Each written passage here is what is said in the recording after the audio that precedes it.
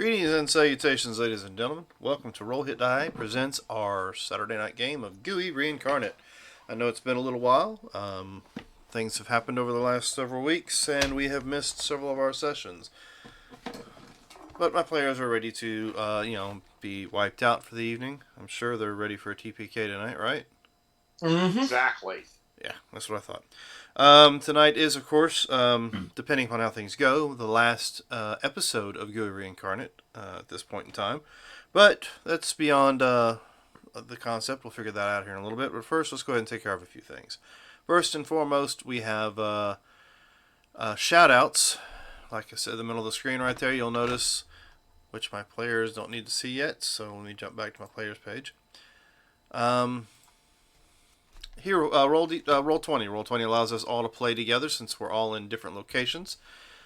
Lets us get together, play together, as well as share battle maps, situational awareness for combat, and artwork if we want to share some artwork for any of our games that we're playing.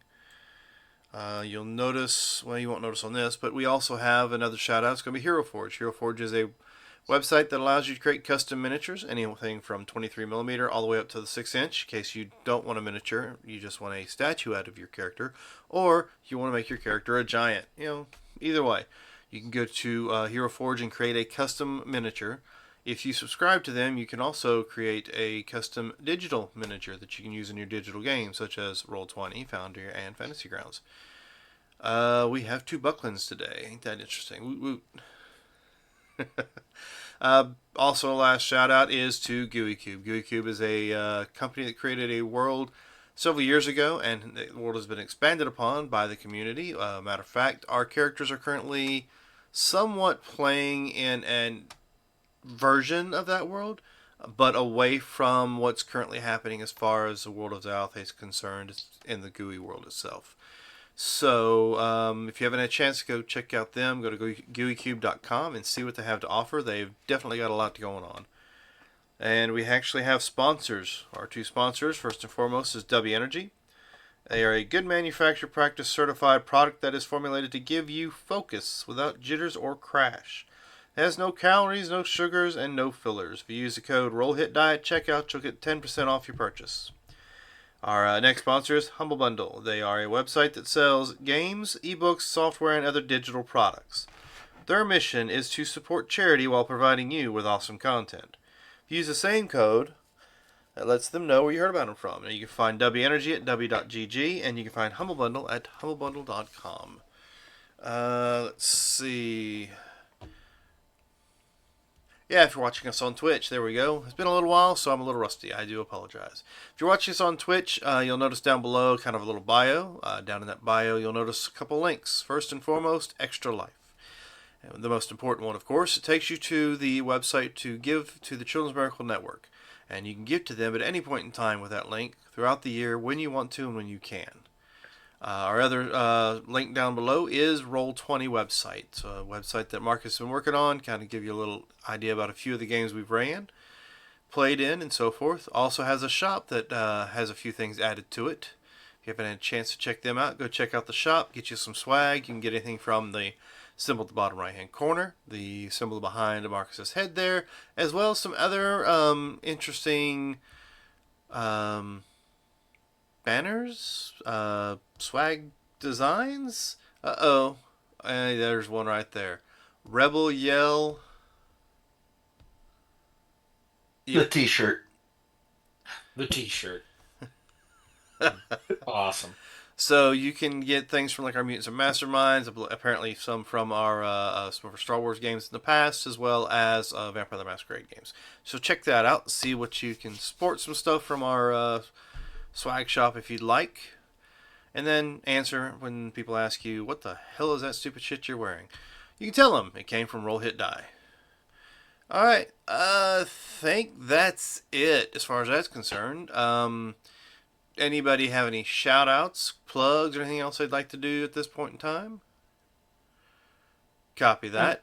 I miss Billy Bob Shaker Dick. Mm-hmm. Me too. Don't we all? That game was great.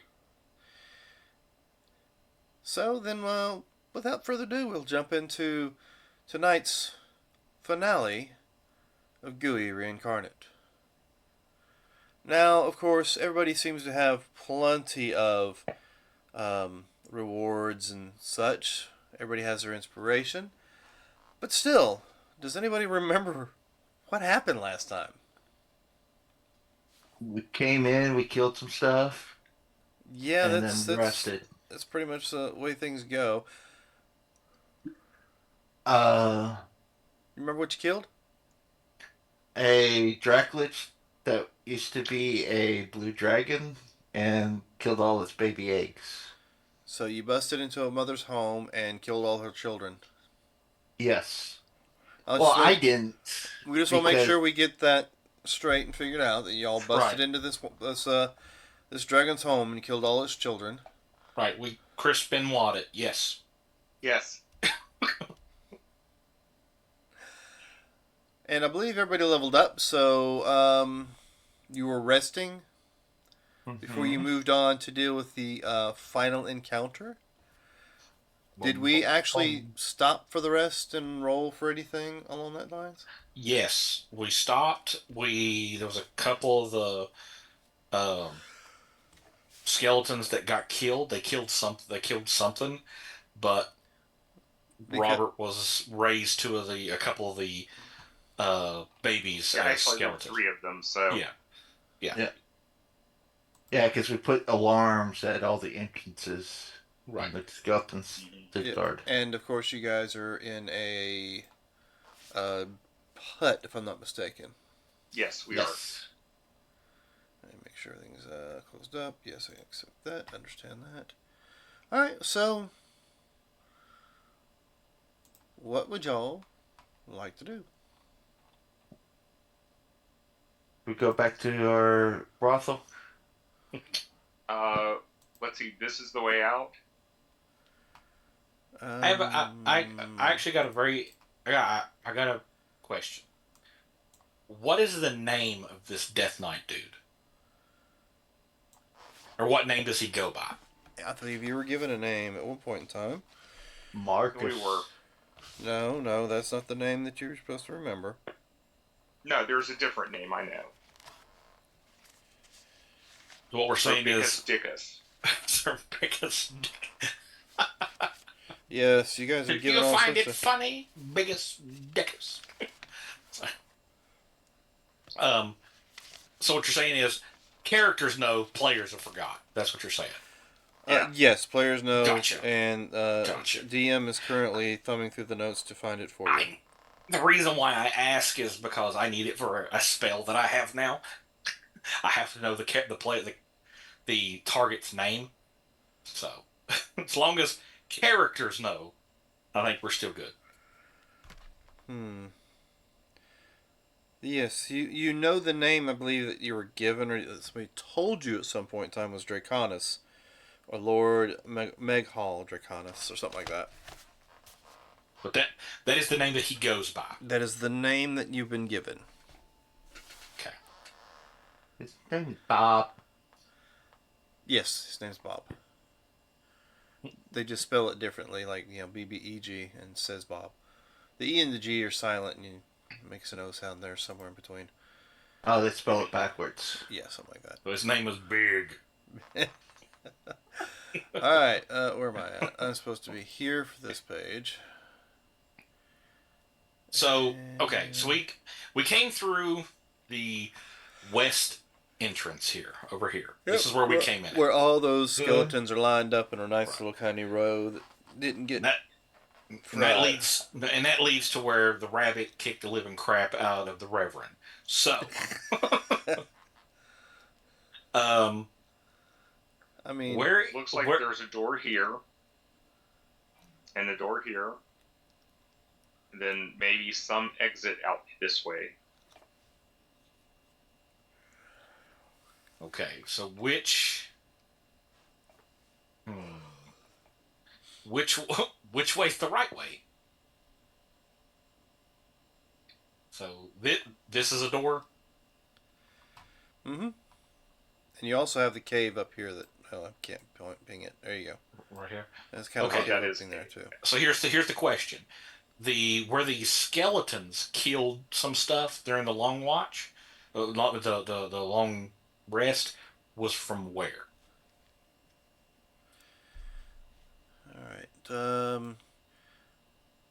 One of your skeletons will lay dead over here. Okay. And let me just go to the pointer. Be a whole lot easier. The other had a couple over here is where the other skeleton dropped. Okay. So this is an exit, and that's an exit. Would appear so. Okay. Oh, and while investigating where the two skeletons dropped, you do find that there are more skeletal parts there than what should be. I start heading toward the cave entrance thing, and because I took a gold coin out, went 1, 2 for heads, tails, and tails 1. All right then. Would you like me to hear down the cave first before we run down? Sounds like a good idea. Sure. Alright. I wasn't planning on running down the cave. I was going to climb on the walls, but sure. I mean, haven't you learned anything yet? I don't want to set off any traps. 20. Do I hear any sound down there that might indicate that's the right direction? You hear what? I mean, rattling maybe, some sort of the same sound you hear every time you guys are walking, pretty much. Okay. But it's always coming from Russ's entourage. Alright. Okay, so this way or the door? Where you're at is where you're hearing it at. Yeah. There's more skeletons down this way, I think. Okay. So if you want to go kill, we can. But I will, as we walk down, I will search for traps. And do I have that spell? Yes. And I will also guide myself. Alright. I will follow behind people. Let them. I will walk where they walk. Alright. Well, Austin's on the ceiling, so I'm not sure if let's he can. do this. Well, behind the big Don't- rope. The big rope. You don't Robot. need to move your people around, but I'm just going to do this for. Can you see anything? Okay. Yes. Yeah. Where? It doesn't matter. It's just for appearance sake because we're gonna theater the mind from here for a little bit. But I figured I'd put a little dungeon map up there so Okay. for a background. Okay. I would say if somebody brought out a token just so he could keep track of where we are. Just one person. So you make your investigation, and you do indeed find a trigger plates trap. You can roll me a sleight of hand if you want to pass it, or you can point it out to those with you. Can I use thieves' tools? Sure, go for it.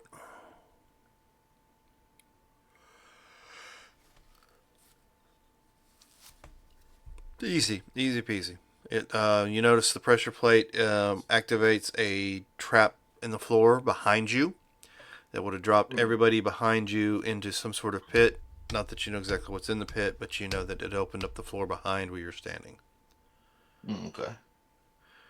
And I'll continue this as we go down the hallway. Need me keep rolling or? No. You do come across a few traps here and there. Some spike traps that come out of the walls. A couple gas traps. I'm not going to make you roll for all of them because that would just be a waste of time with a person who's got a high fucking perception check as it is.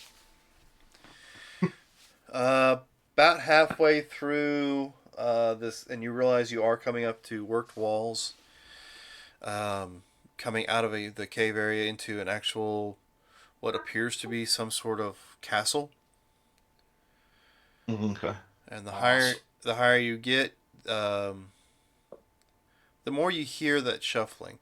So you get to what would probably be like the ground floor if you were coming in at the ground floor, and you come across a room full of skeletons with shields and short swords, standing in what appears to be let's see how to explain it. Well, they're lined up like they're in a platoon. You know, Really? shoulder to shoulder in rows, facing the door that you guys are coming through. Hmm. So I'm gonna cast armor at this spell on myself. The armor of this. Yeah. All right. Let's see. At third level. So Let's see. I'm going to do this. Oh, that's interesting. How big's that room? 1DF. That's funny. You can do fudge dice now. Hmm. All right. How big's the room? Yeah. Let's see. It's a almost like a foyer area, so we'll probably say about 50 feet wide, 25 feet deep. The ceiling reaches up to about 30 feet, and you have 27 skeletons, according to the dice roll, in front of you in a perfect platoon setup, rows and columns. are they actively like in like an aggressive stance, like wanting to fight? They, Or are they just you standing there? as you just walk in, they are standing there with shields in front of them and swords in hand, possibly as if they were waiting on you to arrive. So we can roll initiative. Okay. Before you do, let me bring it up because I know I've turned it off. There it is. Well, we don't have our characters out to ping, so Yeah. But before initiative starts, they have a package from To Whom It May Concern. Okay. Well, if you want to spend the points, we can just not worry about it Alright, I did. because they were just skeletons. So I will move this tracker over here out of the damn way, since we using it now. And I'm sorry. It sucks when your players I'm just take trying your to figure plans out and throw it away. why you even asked the size of the room. I didn't ask for the size of the room. I just cast Fireball. Well, because I didn't know that 27 meant there was 27 of them. Yeah. Well, Now, so with the Fireball, actually I do need the damage roll because you never know. 8d6. Yeah. Right. I think it's 8d6, right? Yes.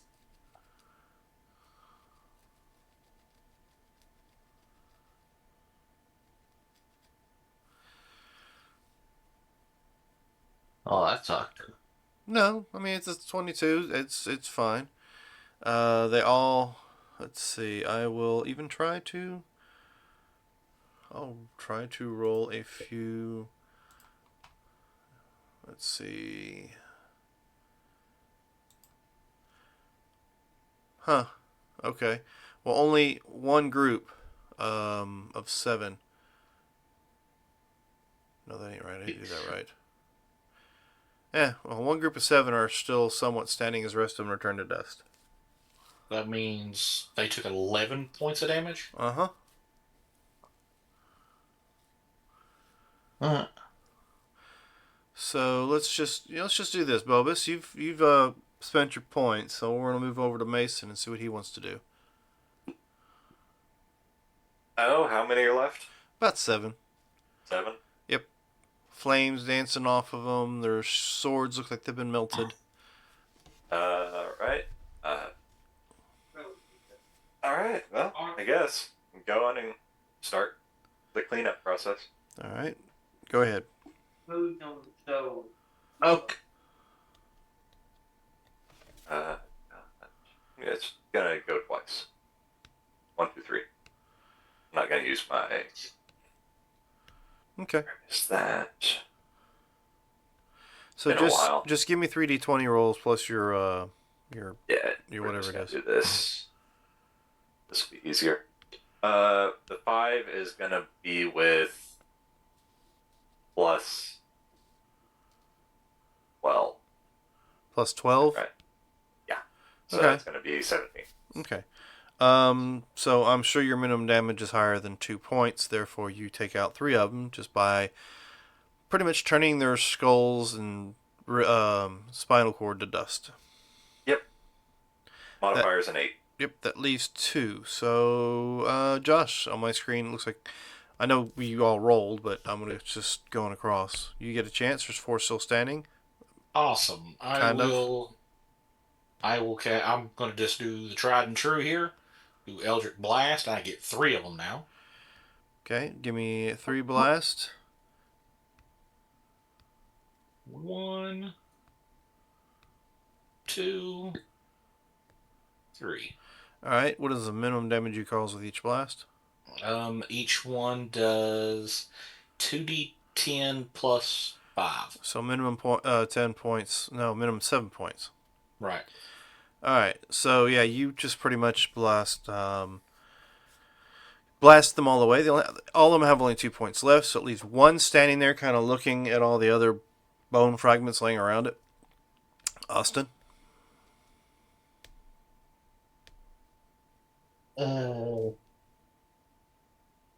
I pull a stone from the ceiling and throw it at it. Okay, give me a uh. That'd be an improvised weapon. Do you have that ability? Nope. All right. Well, throw it as if it's an improvised weapon. Let's see what you get. Okay. And I'm sure your strength is definitely higher than 2. Yeah.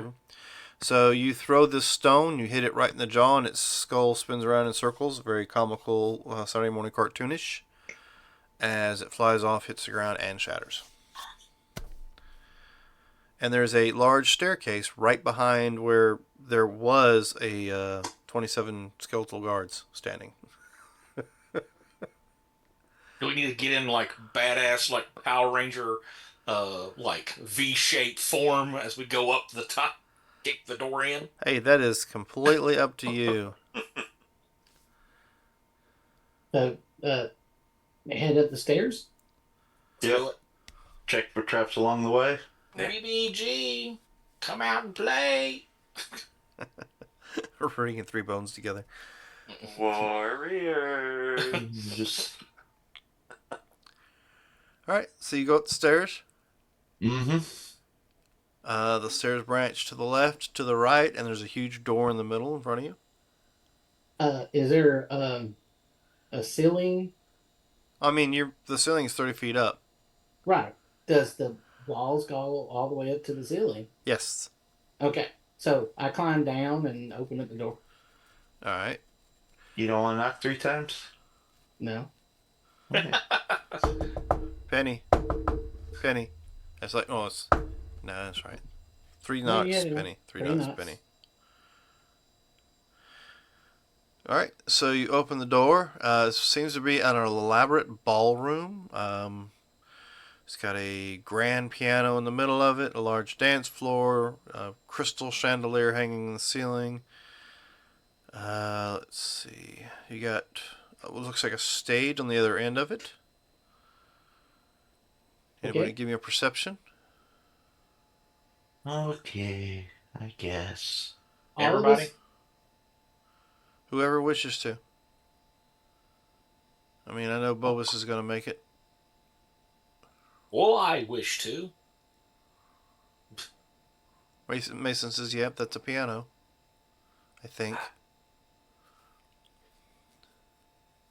My passive perception is 20, and I rolled a 21.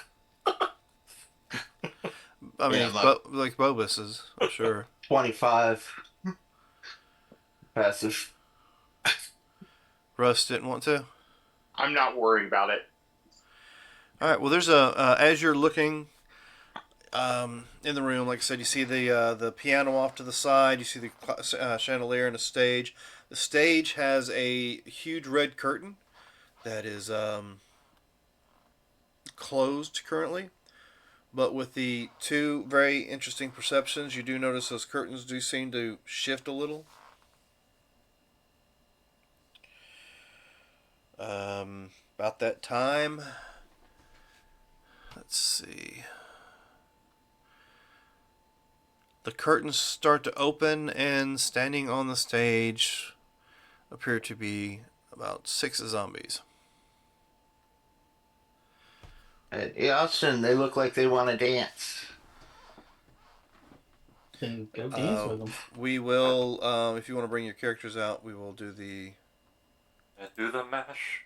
We'll do The the. monster mash. Unless you want to keep the inspiration. The initiative, the 3 of you already rolled. No, just go and clear that, and we'll do it again. Yeah.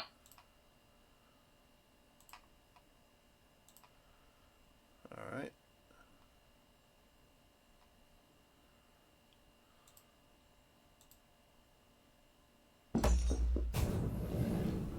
The Rev, completely uninterested.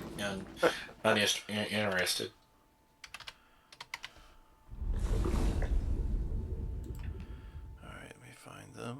Let's see. The whole campaign, that's like the worst possible rolls that I've got. It's always been on initiative. Alright, so, Mason, you see these 6 zombies up on the stage.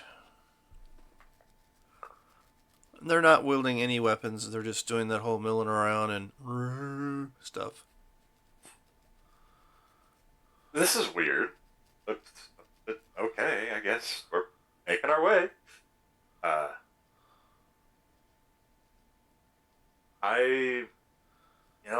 I would like to run up there, and is there a way to grab the curtain and drape it over the zombies? Or is it like really? It's one of those large, like theater type curtains. It's tied off in the ceiling above. Well, not in the ceiling, but above where you can see it. So there's probably about a 30-foot tall curtain. Yeah, rip down and drape it over them. It'd be hard to do, but I mean, you could always give it a shot and try. I mean, I'd like to try that. all right. It's going to be a halfway decent DC for this. So if you want to give it a shot, Athletics.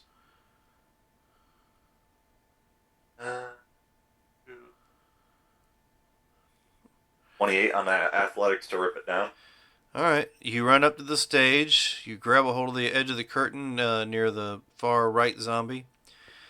And you pull, and as you pull, the rest of you guys can see that it starts to tear, and you can hear the sound of popping lines and metal rings just snapping as he pulls this huge fucking curtain down on top of the 6 zombies. So they are now completely covered up by a giant red curtain. Yep, there you go. That's it for your turn? Yeah. Alright, so I will roll... yeah, this is really going to work. I'm going to roll a strength check to see if they can get out from underneath the curtain. So, let's see, is 1... What did you roll, Austin? What was that? What was the question? I was just curious what Austin rolled for his initiative. Oh, okay. You're right. That's Austin. That's not with the zombies. I'm sorry. Austin, you're I'm next. laughing. I'm sorry. That's okay. I'm laughing. And that's all you're doing for your turn? The zombies. They're all... If they can't get out of a curtain, I really don't care if I go up there and kill them or not. All right. Well, the point is, you're before I'm supposed to be rolling these rolls, and... Yeah, I know.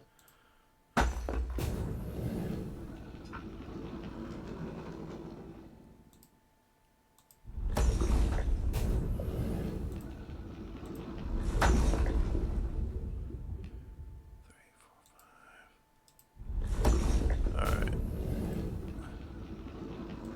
Put this back over here so I can actually see it.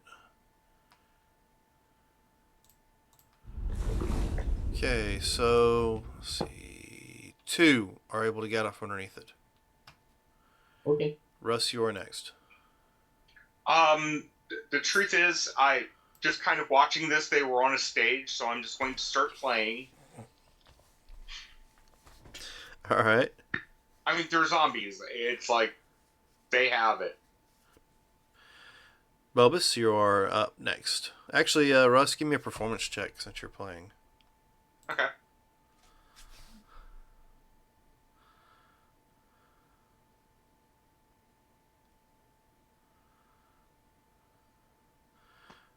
Okay, and what are we playing? Rock the Casbah. All right. So as you get about halfway through the opening of your song, the piano Yep. starts to play along with you. Ooh, I like this place. Bubus. I'm gonna attack the piano because it's playing without nobody there. That's all right. All right. Well, Hey, No. hey.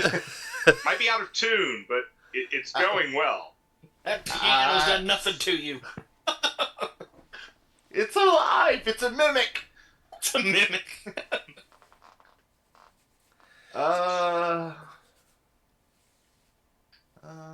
Hey, even if it is a mimic, it can carry a beat. hold on. Let me go ahead My and kind of mimic. let me check. Just check if it's a mimic. Oh, yeah. It's missed a few well, it's missed a few chords. It's almost like it's not played in a while. Yeah. Or maybe No, the it is a string, mimic. or maybe the strings have issues, but it does keep pace with you. It's just not as good as you are. Gotcha. You definitely outshine it. Okay.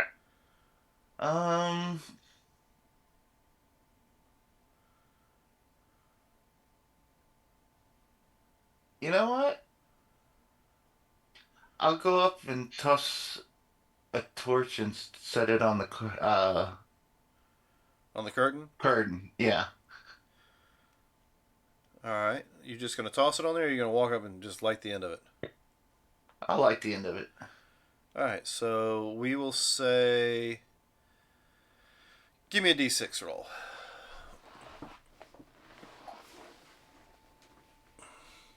Or how about this?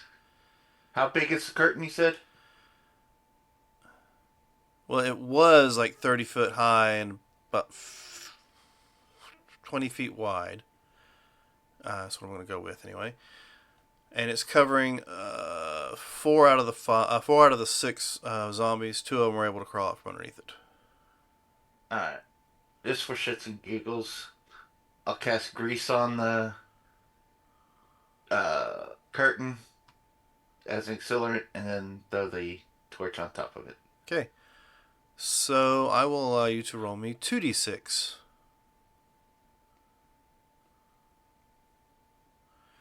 Okay, so the zombies underneath the curtain take 4 points of fire damage. Reverend. So, you're just playing the music, right? Yeah, I'm just playing. I'm going, since I too am a bard, I am going to sing Rock the Casbah along with you. Give me a performance check. Ugh. All right. It's an oldie. I'm not sure about this. It is an oldie. You're messing some of the words up. You know, you thought it said this at one point in time, but you're saying that, you know. I'm singing like I know everything. I'm just, if I don't know it, I'm just putting a word in, that sounds correct. Yeah. Russ is certain that wasn't the proper verse words, but it sounded like the proper verse words. You know, that I thought he said, was it, I'm not going to use an example right now because I can't get one to come to mind. But you know how you listen to a song and all of a sudden you sing it a certain way and then you go and see the words and you're like, wait a minute, I thought it sounded like it said that. Right. Yeah. That's what's going on here. Russ knows the words and you're making them sound like they go. Right. All right. I'm keeping tune at least. Mason. The curtain is on fire. You can hear the zombies muffling underneath it, and there are two zombies that are standing outside the curtain that have just crawled out.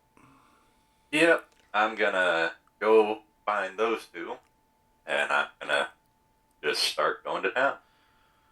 All right, go for it. So,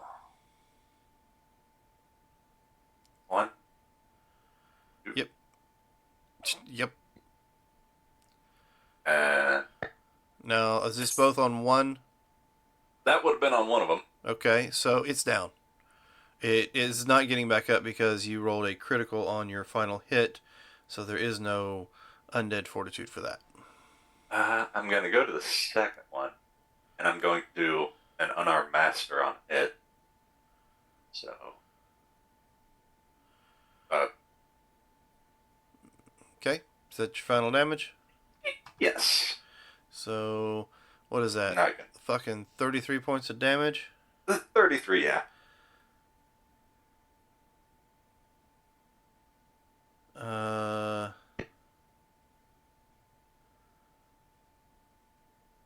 Okay. I don't see that ever being the case. So if I roll a natural 20, it survives. I rolled a natural 10. So, yeah. Well, it only had 22 hit points. You hit it for 33, and its undead fortitude is 5 plus damage taken. So, there's really no... You punch it, and it's real soft and squishy, and your paw gets stuck in it for a moment, and you pull it back out, and it's like dripping this goo as the body falls to the ground. I will use my reaction to use my Schadenfreude, or whatever that's called. Schadenfreude, or For your temporary hit points? 10 hit points, yeah. So that's going to be 22 hit points. Okay. Just before it's your go, Austin? What? I have a reaction. Okay. Do the same thing. All the hit points. Oh, I gotcha. You're grabbing the points. The 22 temp. Yeah, 22 that's all. temp. All right. Yeah, Well, we all picked up that feat, right? just before your turn goes off, Mhm. the chandelier flickers, Mhm. and the lights go completely black for a moment, and come back up, and now the room seems to be filled with ghosts dancing with each other, dressed in like fine tuxedos and fine gowns, dancing in circles around the ballroom. I've been to this amusement park. A couple of them they pass through you as they come by, or in Russ's case, probably bump into him and continue to dance. But none of them seem to be paying you any attention. Nobody's trying to hurt anybody. They seem to be dancing to the music. I mean, Granted, their like, dance is more of a waltz than whatever goes with Rock the Casbah, but that's what they're doing. They're trying to all change up, so. It looks like the rabbit's got the stuff taken care of, or the fire. So, Austin decides to dance with them. All right. Let's see, we got 4 left, so let's do this. 1. All right, that's 1 out. That's another 1 out. That one's still in. That one's still in. All right, so 2 more come out, or are able to get out from underneath it. Austin, you're sitting there. So let's go ahead and do this. Both of them will slam attack you. 15 doesn't hit you, I'm certain. Correct? Mason? No. Nope. And that means the 9 also does not hit you. So they're both like swinging wildly at you. I need another d6 of fire damage, if you would, please. Alright, so that takes another 3 points. Okay, got it. That'd be a good idea if I actually write that shit down. So, Russ, Yes.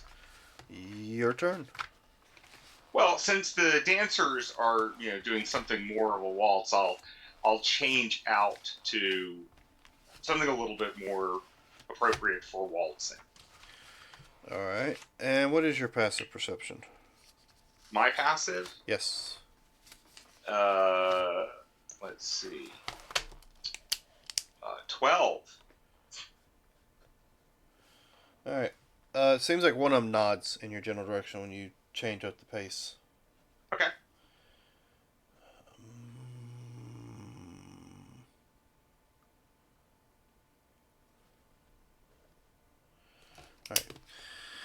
All right. So with that, when you do that, give me a performance check. I want to see how well our new waltz song is going. Okay.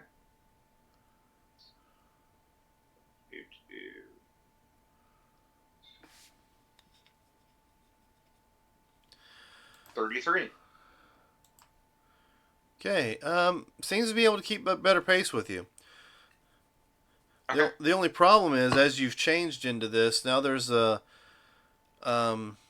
reverend trying to keep singing "Rock the Casbah" to the tune that you're playing That is now quite all right. until it's his turn to make the change. Bobus, what are you doing? Now, if I bust out the robot, do I get advantage on my performance? You're gonna start dancing the robot? I mean, is that what you're gonna do? No, I guess we're supposed to take this serious and fight, huh? No. Okay, I'll bust out the robot then. Roll with advantage. Advantage. Mason has this all covered. Yes.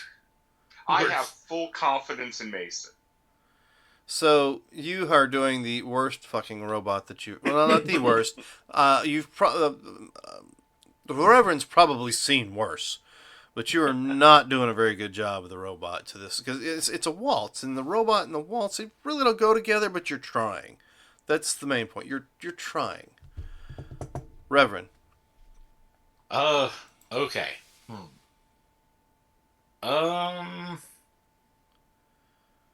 So I'm gonna stop singing, of course. Kind of glare at Russ at the process. I was doing good, man. What the hell? All right. Sorry, I had to save the rhythm. So my passive perception is a 20. Yep. Without rolling, do I notice anything other than the piano playing and like what's going on? Anything else?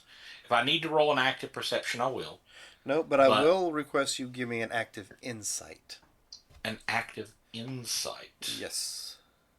I'm not good at that. But a 21. Okay, 21. You do notice something. Which is?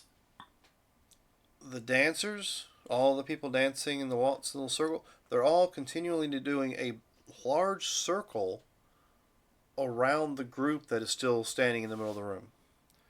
Granted, they can't get Mason in it, but they are dancing circles around you guys in a large spiral pattern around you. Almost like they're come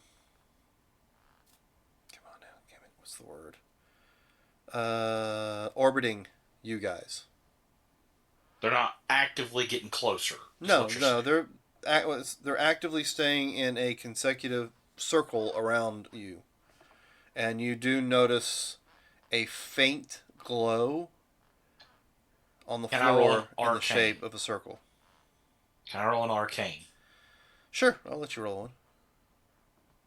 I'm also not good at this either, but No, definitely not good. It's probably just the path that's like set for them or whatever. Maybe it's an illusion spell. You're not really certain about it.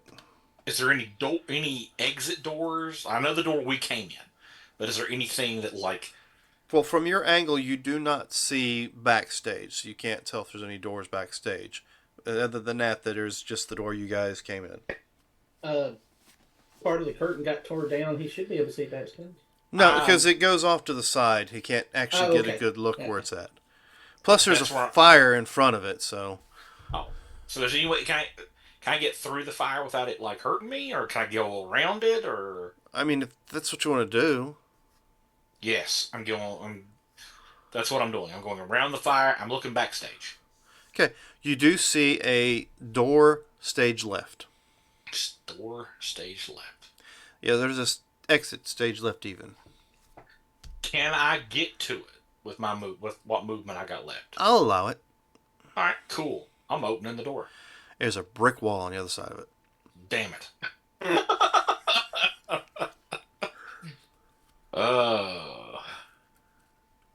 Huh.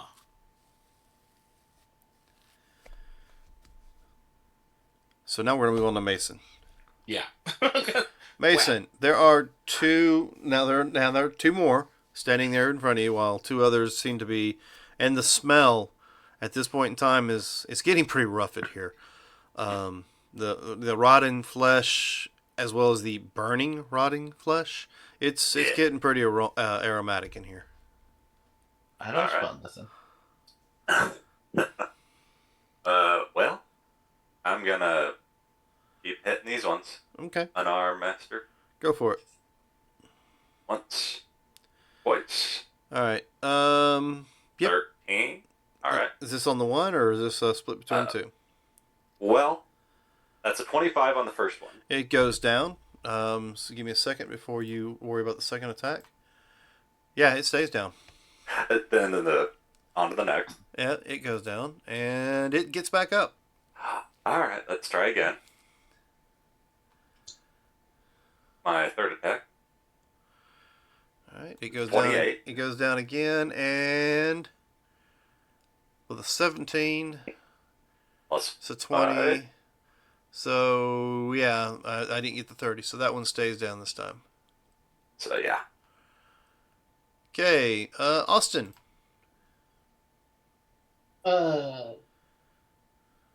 Let's see. So there's no more zombies out. There's like two underneath the. You can smell them, and they're moving underneath this burning curtain, but that's about it. And of course, the dancing ghosts. Okay. I will take the other curtain and try to put it on the zombies so that they got double the weight and maybe they can't come out. Okay, give me a strength check or an athletics, and see if you can pull that sucker down. Sure. I'm going to give you the same DC I gave him, so let's see how it goes. 28. I mean, pretty much the same fucking roll he did. So yes, you pull this other curtain down. You have brought the curtain down on this performance. Hey, look! And you know what? Give me a basic dex roll. I want to see if you drop the curtain in a way that it doesn't smother the already existing fire. Sure. Unless you're not worried about that. I'm not. I have no qualms if it continues to burn. I have no qualms if it goes out. I don't care. All right. Well, you know what? Give me a percentage range. We'll see what the percent has to say about it. Sure. I'll give you a 50-50 chance. You want high or low? Low. Low says it goes out, or low says it keeps burning.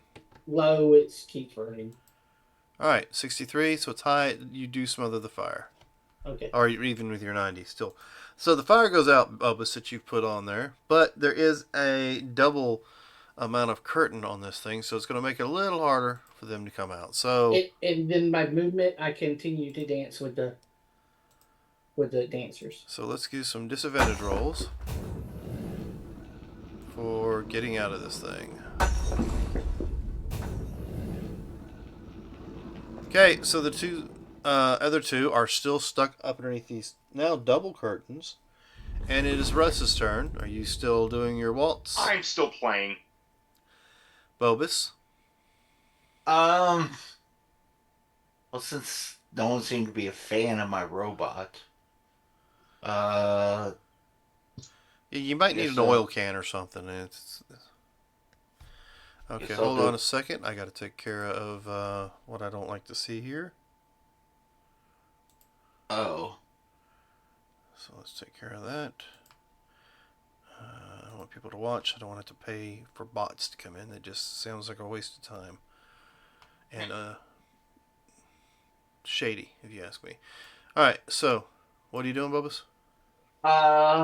Look around, see if there's anything else that might be entertaining or out of the ordinary or anything like that. Okay, and you gave me a 28 perception. Yes. Let's see, how's this work?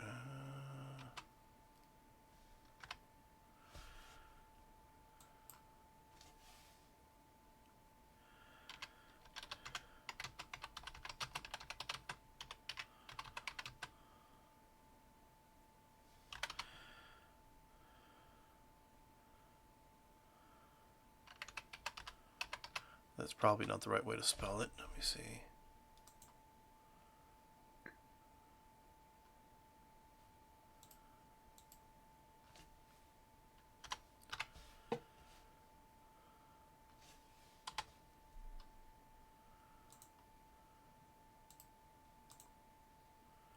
Yeah, that's what I thought.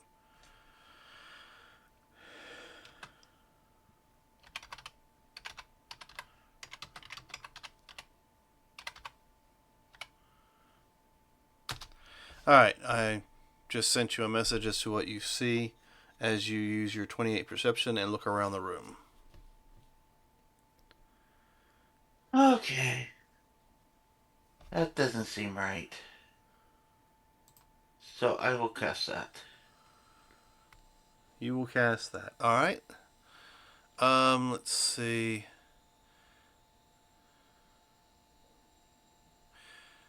Give me a D20 roll, I think. Yep, D20 roll. Unfortunately, your spell, it goes off, yes, but it doesn't seem to change anything. Well, that's not good. Do you say anything? Uh, Yeah, all these people get know things, but won't say anything. fellas, something's not right about this room. I suggest we leave. Because I think this might be a trap. Just saying. And I'll start heading towards the door we came in. Okay. Can I say at that point, there's a brick wall back here. With this, the Reverend is standing at an open door with a brick wall in front of him. What would you like to do, Rev? I hear him say it's a trap. You hear everything he said. Okay. I don't have any spell magics or anything like that. Not really built for that. All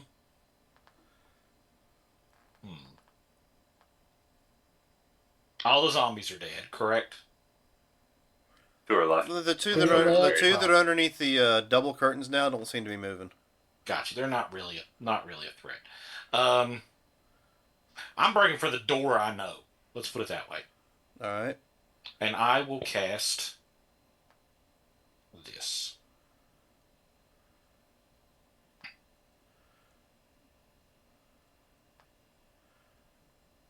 Okay, so your speed is increased. You don't provoke attacks of opportunity, and you're dancing your way through the crowd.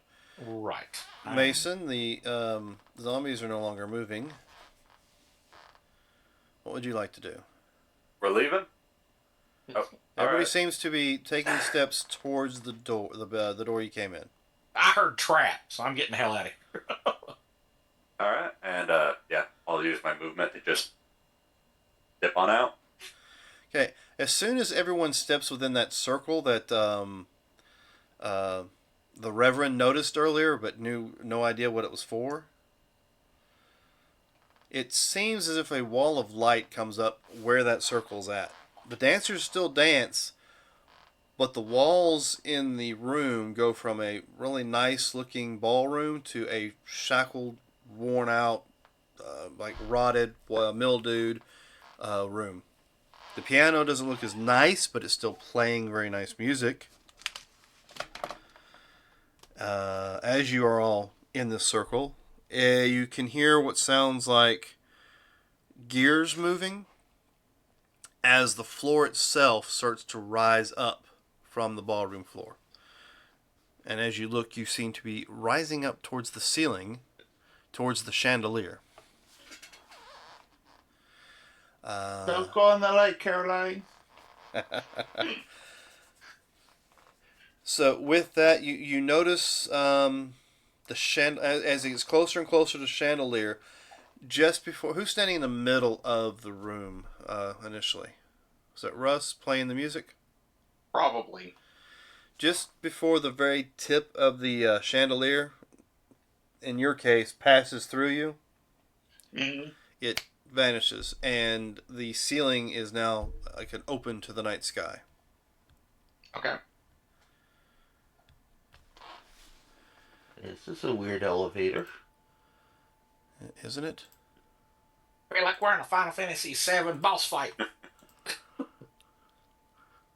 Final Fantasy VII. Now the piano downstairs does change its tune a little bit to more of a darker, somber tone, and all the ghost-looking dancers have stopped, looked at the ring as you start rising up, and they all start clapping their hands. So, Rev, have you played Final Fantasy 36 yet? What? And with that, we will. The floor comes. As the floor rises, you come up to the level, and this is the level you come up to.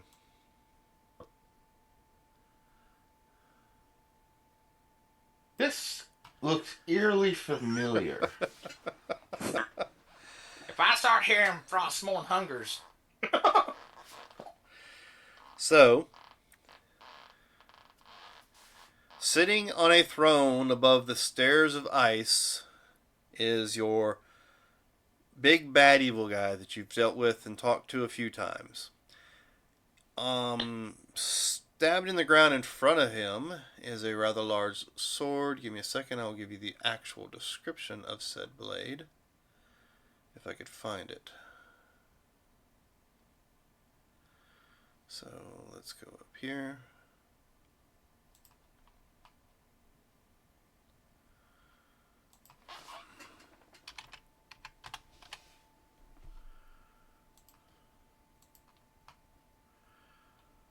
Alright, so let's see. No, that's not going to do it for me. I need this one then. A blade that shines like a piece of the night sky filled with stars. And you can see a scabbard leaning against the throne next to him that seems to be decorated with pieces of cut obsidian. It's about the best description you're going to get for that sword.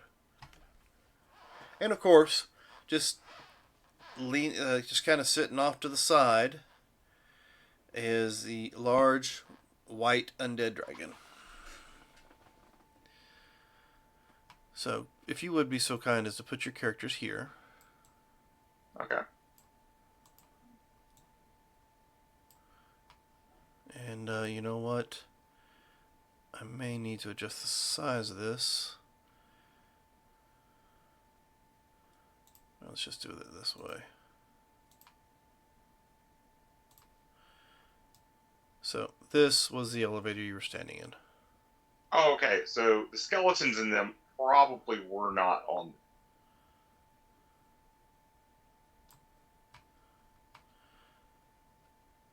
So, he says nothing. He stands up, points his sword at you, and we will roll initiative. Actually, I probably have a couple. So if you guys would be so kind as to roll. Oh, where are we at? Nope, there it is. I didn't roll horrible.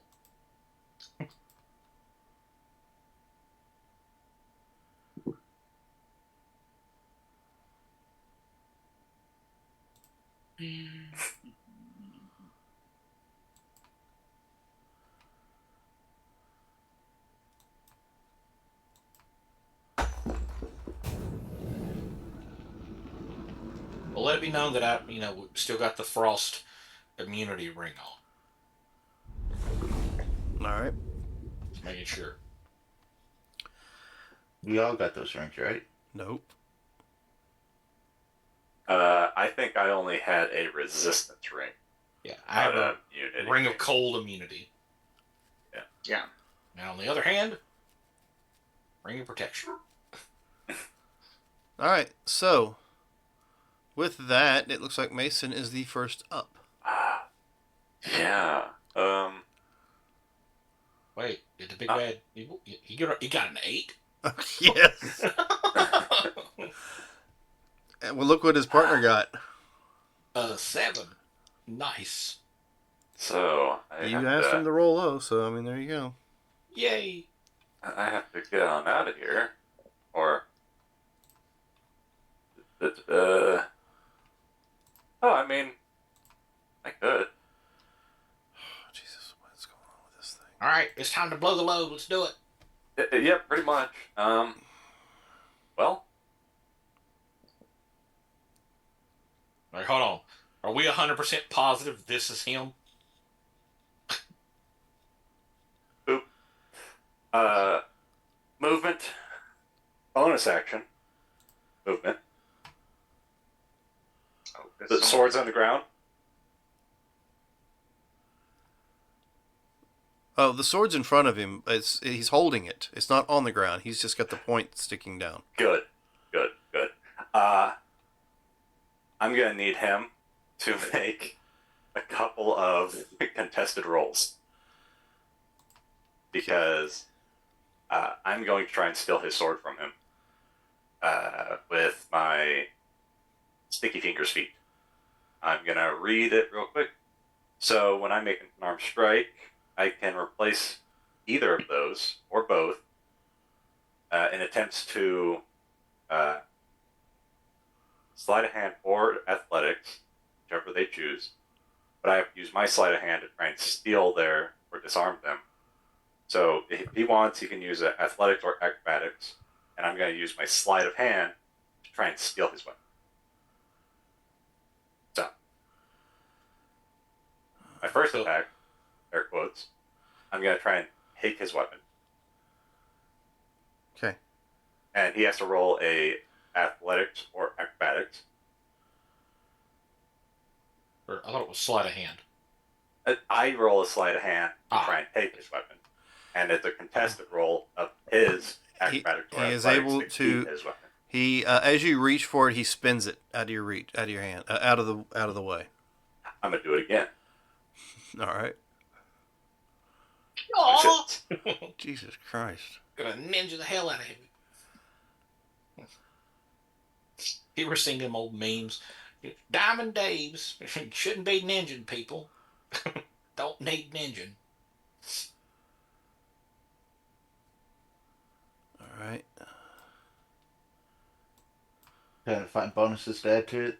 No, I was trying to see where the bonus was at, and Or- even that didn't fucking work. You could do a legendary resistance and he wouldn't have one. Unfortunately, that's for saving throws, is it not? Doesn't count for It's up this. to you. I thought it was saving throws. It's saving throws. Yep. So, and you're grabbing I'm it, taking correct? his sword. Yeah, I'm taking the sword from him.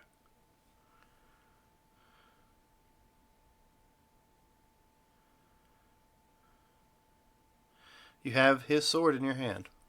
Okay, cool. Roll me a Constitution saving throw. Okay, I will do that. 2 on save. Oh. Ugh. Here, take. I have one of my feat that I rolled for earlier. I have an 18. I'm gonna give him an 8. I'm gonna give him an 18. All right. So 22. So you feel a pull on the sword, Okay. but you're able to resist the pull. Okay. Here, I'm going to use that card that I just put down. I'm going to put it It's right way next too to... small for me to see. Let me see if I can bring it up. It's Adrenaline Rush. I get another turn, basically. All right. So let me bring it down here and get rid of it. So take your another turn. I'm gonna run back.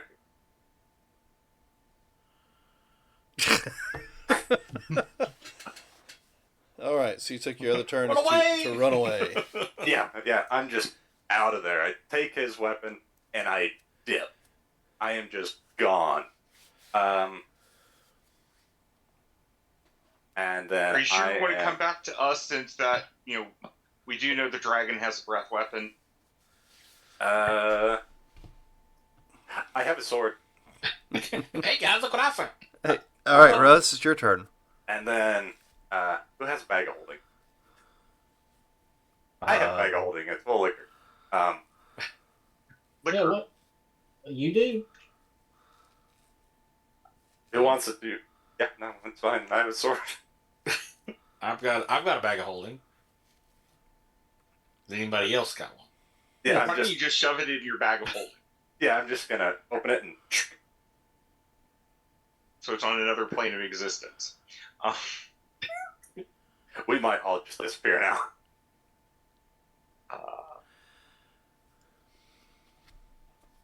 Yeah, But- we need to finish something here, I think. Let's see. That's my turn. Let's see. I am going to touch Austin and Ooh. give him true sight. If just in case somebody decides to do some, invisible type stuff. Okay, Okay. that's done. And then myself and my familiar are going to move a little bit more outside of the range of, hopefully out of the range of any breath weapon. The two little dragons are going to come over here. And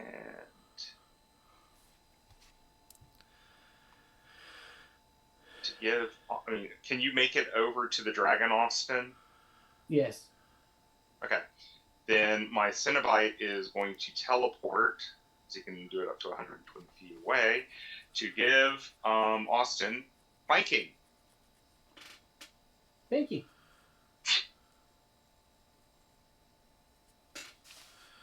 Okay, so Austin, you are next up. As a bonus action, I drink this. All right.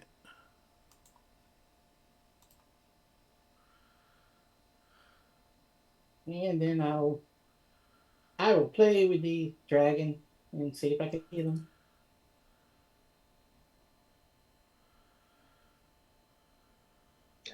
I forgot to attack with the Cenobite, so I'm just going to leave it up here because it's not going to do as much damage as Austin's going to. Probably didn't even hit.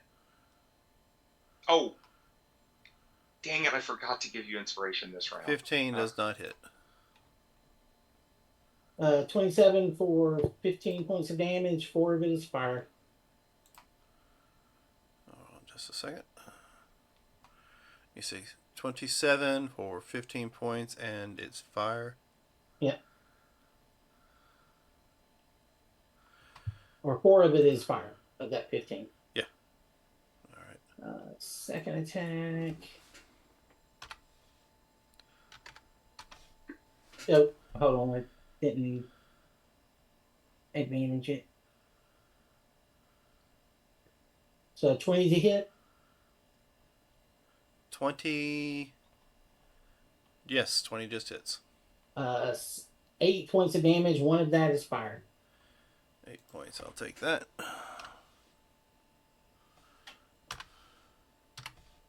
And my last attack. 15 to hit. Let me do this right quick. Did 15 hit? 15 does not. Okay. Very lackluster round for me, but oh well.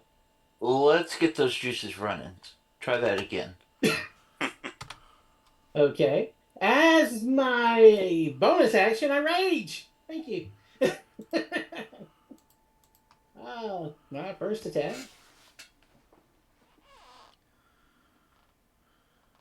21 to hit for uh 16. 16. Do I need to give you fire as a separate damage or not? Nope. It doesn't. Okay. Okay. Next attack.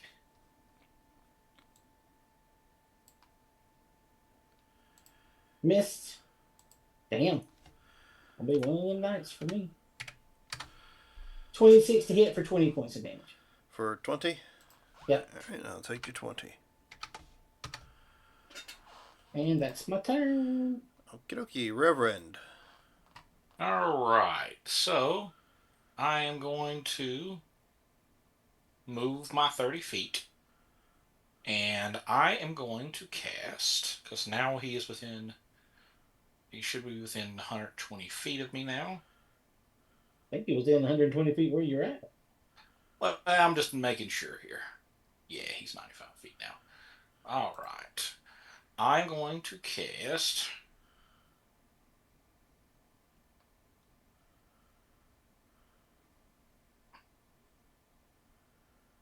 this, because I know his name, correct? You believe you do. All right. I'm going to cast this.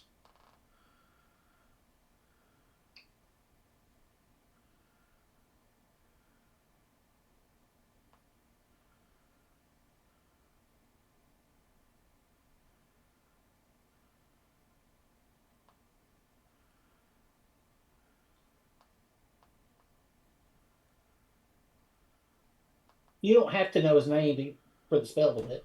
It's if you know his name, it'll hit him, even if he's hidden. Right.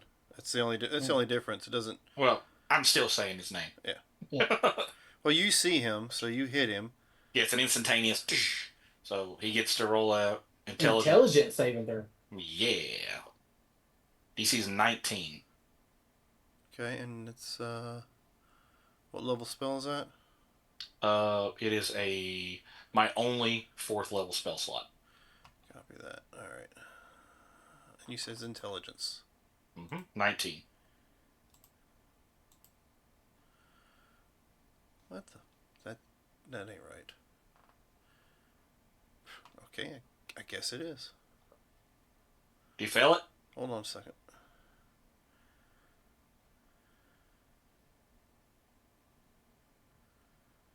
He still takes half damage, so go ahead and roll it. Yeah, he still takes roll the damage. He does actually take the fucking damage. The full amount? Awesome. I say that because I rolled. He has advantage on the roll, and I rolled a 2 and a 3. All right. And if he can be incapacitated, he is incapacitated. That's a 2. I love it. Bam! One shot. All right. So if he needs that legendary resistance, that would be the time to use. Yeah, he's going to use this one. Damn it! Well, that just means he succeeds. He still takes half damage, though. Correct. All right. So roll your damage. Bastard. Okay. Yeah, it is how much? 76 psychic damage. 7. There's 6 and 1. So 29 divided by 2 is what? 14. So he's going to take 14 points of damage. I will do my genie thing, and he will take... That's only with an attack roll. Oh, that's right. But, because of my College of Mockery, since this was an enchantment spell, I can add my charisma modifier to that damage, which is 5. So he'll take 19 points of damage. So another 5 points higher. Yeah. And that will be my round. Okay, Bubus. All right. What was the distance on this one?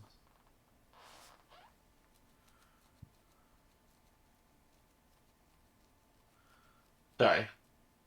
I had to yell at the doggies. Okay. 120 feet. Okay. And he is.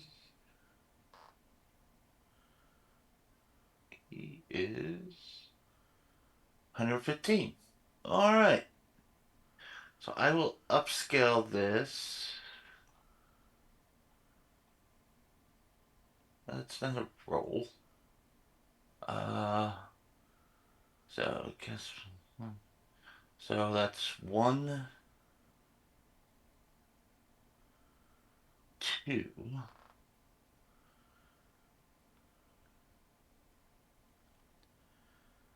And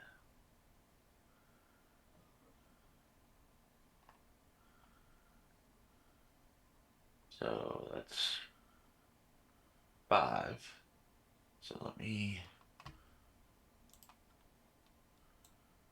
5d6 plus 5.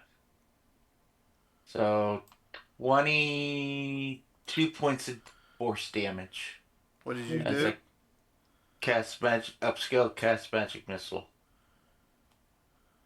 All right. And you said 22 points? Yes. And then I'm gonna move my happy ass right over here in this corner. Can't Alrighty hide then. behind the thing from the dragon. We all know what's coming. So everybody's scattered. That's why I'm on the edge of the crack. No, that's actually only 30 feet I can go, but yeah. All right. So it is his turn. Mm-hmm. As he's looking at Mason specifically, he sticks his hand out to the side, reaches down to the sheath, closes his hand, and pulls up the sword. Points Good the try. But points was the, that his whole action? no, Damn. points the sword towards Austin, and Austin, nothing comes from the sword, but it's almost like he's focusing through it. I need you to give me a charisma saving throw. Is it a directed spell at me? Yes, it's a directed spell at you. Okay. It's not an area effect or anything like that. It's a Yeah.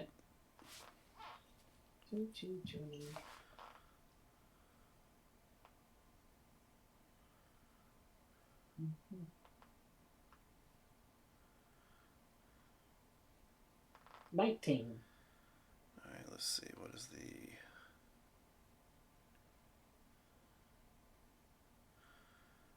Well, hell.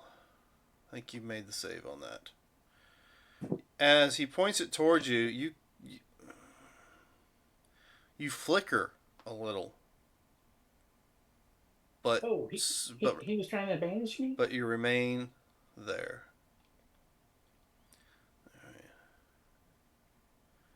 Ah! That would be it for his turn. So now we'll come over here to this guy's turn. The one that's on you. Please don't hurt me, Mr. Sir.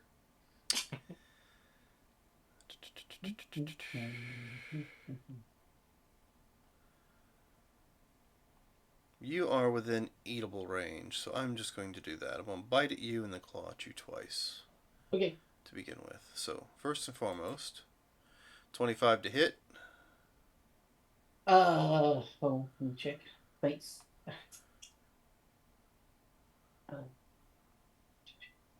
I will use my ring of shielding to cast shield. Okay. So 25 misses. Yes, it does. How about a 30? That will hit. All right. What hit me then? Claws. Was that for? Huh? Claws. Claws. He missed you with you activated shield as he leaned forward to bite at you, and you can see the cold just emanating off his mouth as he tries to bite you. Mm-hmm. But your shield stops that as well as the cold involved with it. But the claw does break through it. Yeah. And you'll take 15 points of claw damage. Half of that. 7. Thank you. Yep, because you did rage. All right, and since that worked, he will claw at you a second time, which will Imagine. not work Okay. because I rolled a 2 that time. So, um, but he will flap his wings and raise up in the air. You are allowed to take attack of opportunity if you wish. Sure. Oh, and my Wait. Cenobite will as well. Yes, because that was last encounter. You want to go ahead, Robert? Because if you get him, I don't think he can move. Yeah, but can you take a reaction? Oh no, I cannot because I cast shield. Okay. That's right. So he But will. yes, I am gonna try to hit him with chains, which will restrain him. All right. And you miss. I don't think a 16 hits yet. Yeah, it misses. So he is now about. I'm not gonna go that far. He's about, we'll say 30, 40 feet in the air. We'll say 40 feet. Half his movement. And that's it for his turn. Mason, you're up. Alright. Let's see. In the air. Yeah. Okay. That's a nuisance. Well, can't really get him. He's too far away. I can shoot at him with bow, though. So, head upwards. Oh, he's within range. Yeah, I'll shoot at the dragon with bow. Okay. So, might not do much, but once and twice. So miss. Yeah, miss. Miss. Okay. And I'm gonna move to here. Call that good? Okay, Russ. Okay. First, I'm going to give one of my inspiration points to my Cenobite to try to help it. And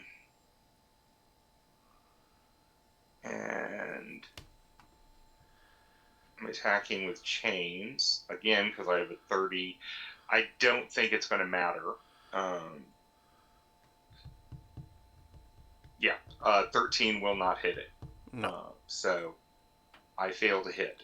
And then the Cenobite will move. That doesn't help. It makes you take the lowest roll. Somebody was showing silvery barbs, and I said that won't help it. I hit it by accident. Accident. Yeah. So I'm moving him over there, so we're not immediately in a cone. Then let's see. I'll move these guys. I just somehow disappeared one. Oh well.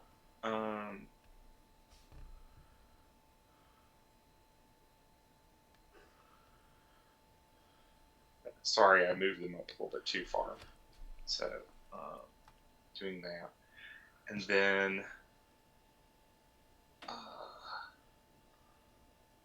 let's see.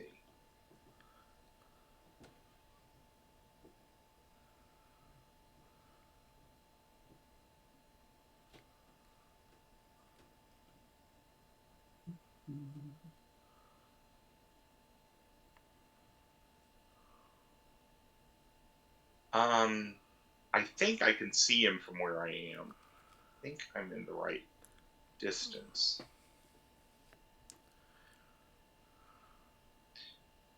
Dang it, what's going on? Why am I having such a problem? Yeah, I'm going to have enough distance. So I'm going to try to polymorph him. I know he has legendary... I'm thinking he has legendary resistance. But but only it's got 2 left. Exactly, I'm trying to get rid of him. That's my goal, too. So that will be a... what is it? Constitution? Wisdom, excuse me. Wisdom saving throw. What's your DC? But I'm going to. No, I'm not. I don't know what his charisma is yet, and he's going to be able to legendary resistance out of this. So, yeah, it's a DC 19. 22. Okay. Now you could do the surf. He's too he's far. not close on it. Yeah, he's too far away. Yeah, he's too far away. Actually, how far is he away? Silvery Barbs is what, 60 feet? 60 feet. Yeah, he's 90 then- from me. I can actually reaction that to give him disadvantage on that, make him re-roll it, and since there's nobody else within 60 feet of me, I'll just give myself advantage. Okay, so you're making me re-roll the save. Yep. And still a wisdom, right? Yeah.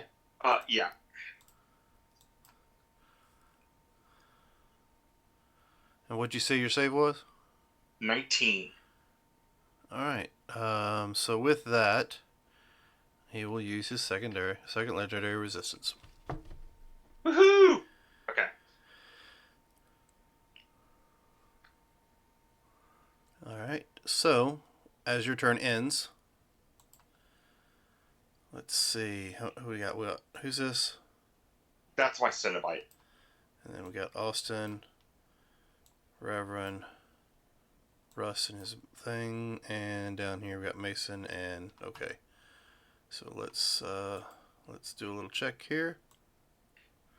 No, I don't want that. I want that one. Excellent. Everybody's within range. Where in the hell?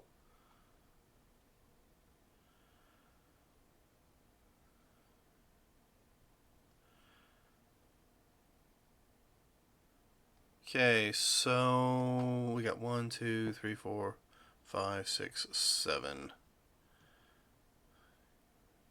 Alright, I'll just roll a d10 3 times. Let's start this over again. Starting from the top. 1 is the Cenobite, 2 is Austin, 3 is Russ, 4 and 5, of course, are the Drakes, undead Drakes. 6 is Reverend, 7 is Bobus, 8 is Mason.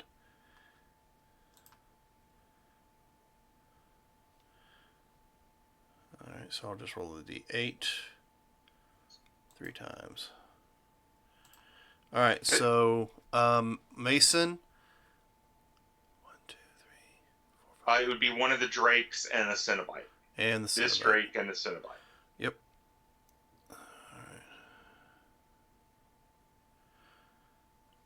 Okay, so I need to roll damage as ice spikes come up out of the ground and stab into those individuals. Okay. And they each will take 3d6 damage, so each of them will take 10 points of damage. What 10 type? points of cold damage. Cold damage. Okay. Okay. So that's 5. Oh, That's the yeah, rest. that's right. Same, that's the right one.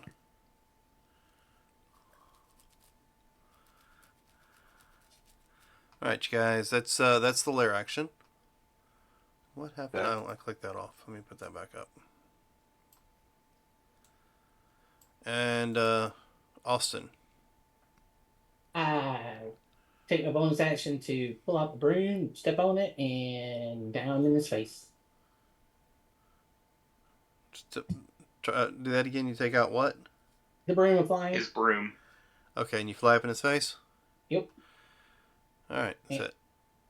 And I will attack him. Go for it.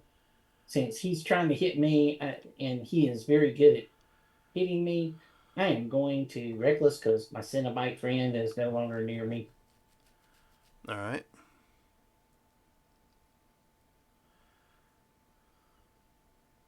Hey! But Yeah. first one of the night. Okay. Woohoo! 38. Yeah, but I'm not done because I forgot about my kaiju strike. How big is he? Um, Is he gargantuan yeah, or gargantuan. okay? So that's an extra 3d10. So I'll roll 6d10. So uh,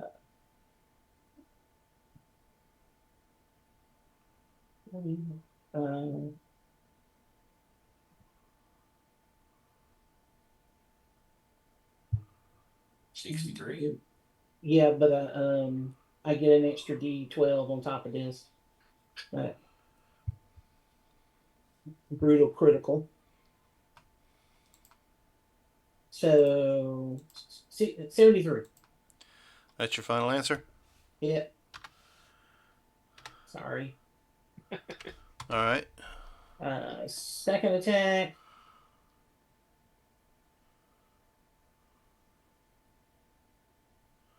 Ni- 19 to hit. Misses. And third attack. Hey! There's number 2. Alrighty then. Sorry. Sorry, that's as funny shit. Give me a grand total. Yeah, I'm working on it. Uh, 5, That's 30 right there. Oh wait, yeah. Well, we do perfect crit, so that would right, be. yeah. So let's see here. Let me get this right. So that's 12 plus 9. 12 plus 9 is 17. 12 plus 9 is 21. Plus 24. 24 plus 34.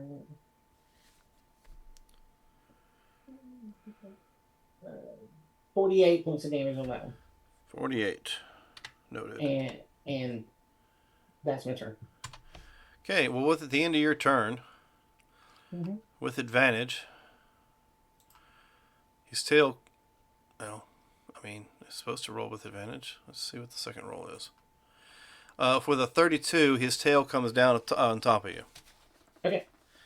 And you will take. Really? That's it? 17 points of bludgeoning damage. So that's 8 points. Yep. Yeah, 8 points.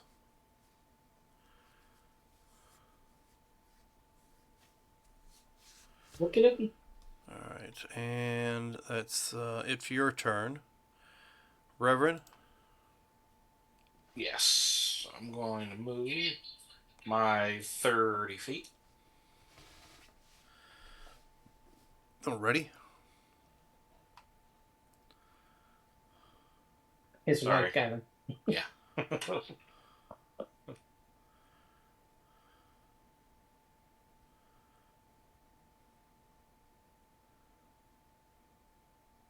What you doing? All right, so I am. Oh, not that. Yeah, because I'm not close enough for that one. Sorry. What more tomfoolery can I do to him?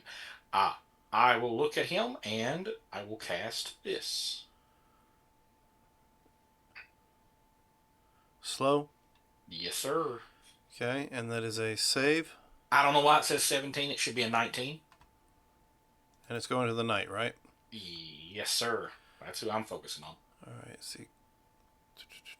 I'm trying to keep the dragon off of you so y'all can deal with the giant. Hey, I appreciate that. Yeah.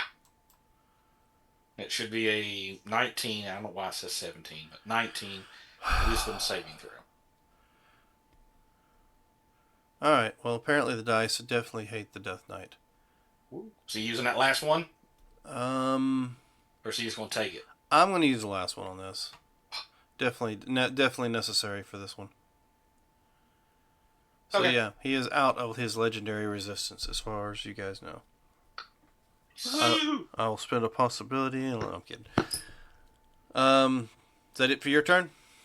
That's... Yep, that's it. Okay. He does, not that you can tell, sneer in your general direction because he's got a full helm on. Bubus. All right. I'm going to look over to Mason. Run to me, and I'll get down into the little cheerleading lift pose and hold an action. What action are you holding? Because if it's cast a spell, you cast it even if you're holding it. No, he's going to try to toss him in the air or some shit. Yeah. No, I'm going to cast Fly on him once Yeah. he gets in my hands, Oh, okay. and then toss him.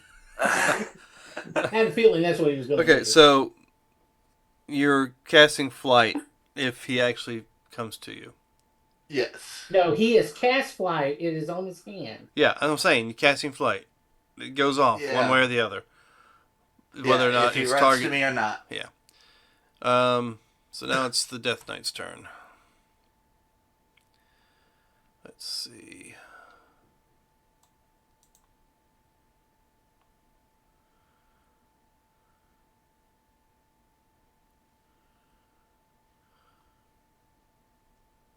Think they gonna cast something else at me? He comes down the stairs. He will. What do we got here?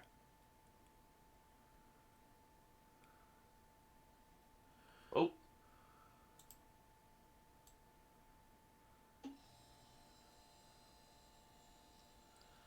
Yeah.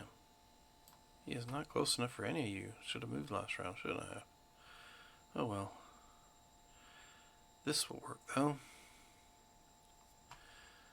Let's see. He doesn't want you getting that fly spell. All he knows is I kneeled down ready to toss him. I think you'd find that comical.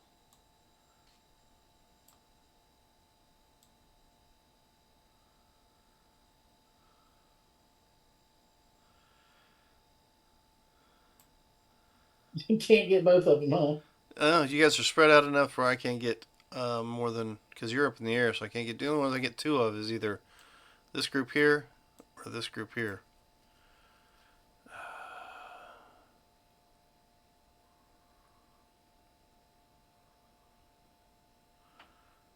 You know what? I'm pissed off at you. So I'm going to drop it right here. Hit the bunny. You swiped my sword. No. You're a rabbit. You're pretty nimble. I'm gonna go for this one. Again, he doesn't want to. But me being a battlecaster, I got advantage on my. That's fine. He points in your direction. Mm-hmm. He brings his other hand out, and this ball of fire appears in his hand. And he throws it in your direction. Mm-hmm. So give me a dexterity saving throw. Okay.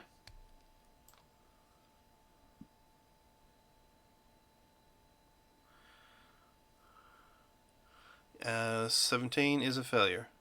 So a Well, 22.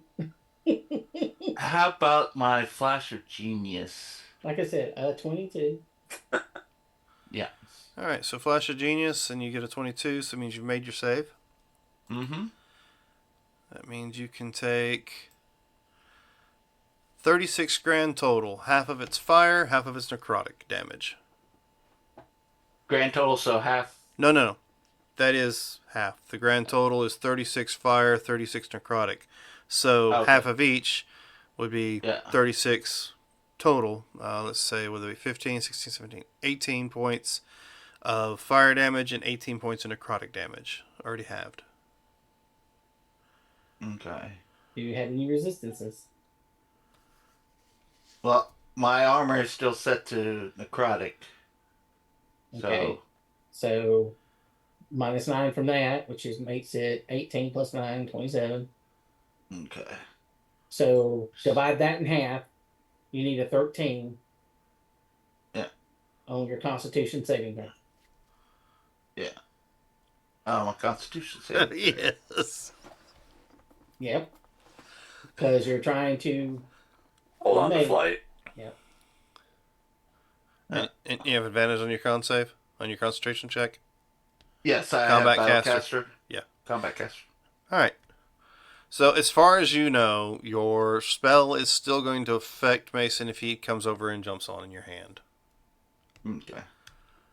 Alright. So now, at the end of the Death Knight's turn, with advantage, 23 to hit Mason. miss. Alright. So now, since it's actually the dragon's turn. 23 would hit me.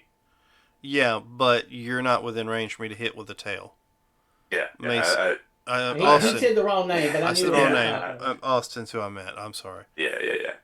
How many legendary things does he get? Because I thought the tail cost 2. Nope. Tail costs 1, attack costs 1, wing attack costs 2. Okay. And I just went with the tail attacks to the wing attack. I should have done the wing attack since it's the end of his turn. It will be the end of his turn after this. Mm-hmm. But I didn't. But it is his turn, so Mm-hmm. we will. Oh, wait a minute. Because I don't really care anymore. Because you tried to attack me and you missed me. Yeah, I was wondering when he's going to use that, but I wasn't going to tell Because you. I didn't have a reaction last time. That's right. No, that's right. I cast shield. 22 to hit for 18 points. Ooh. All right, I will take the 18 once I get back into this. Mm-hmm. All right, so you know what? Yeah. I'm 40 I know a lot feet of things. up, so from here, I think I'll just go like What, this. you mean not hurt no drakes? That probably are immune to that cold breath? Go for it.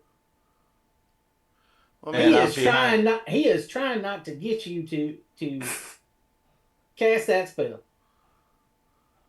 Well, we're behind shelter, so the breath would go around when it hit us. I'm just saying. see, the description of it doesn't say it doesn't go around. It says people in the area. So, the three of you, please give me a Constitution saving throw. That's it. 23? Damn, good roll. 22.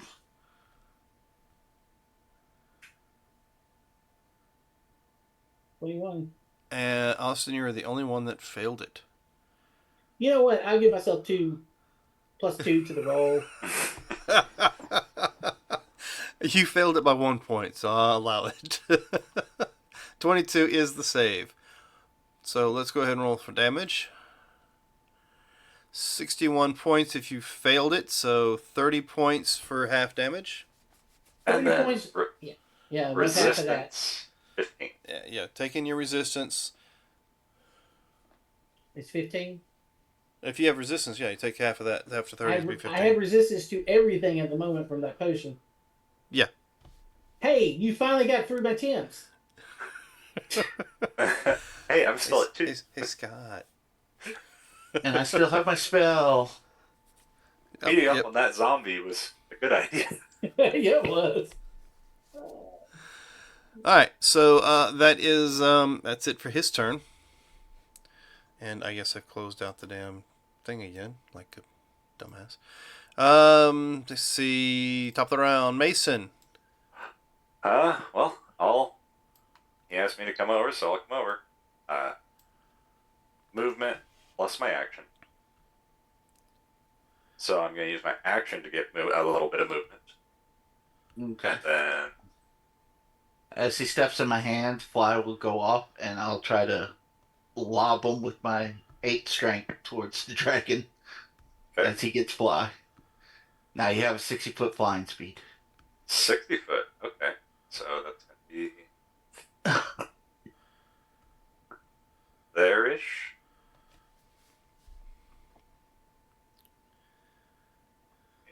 Measure. Yeah, but how much of your move have you already used?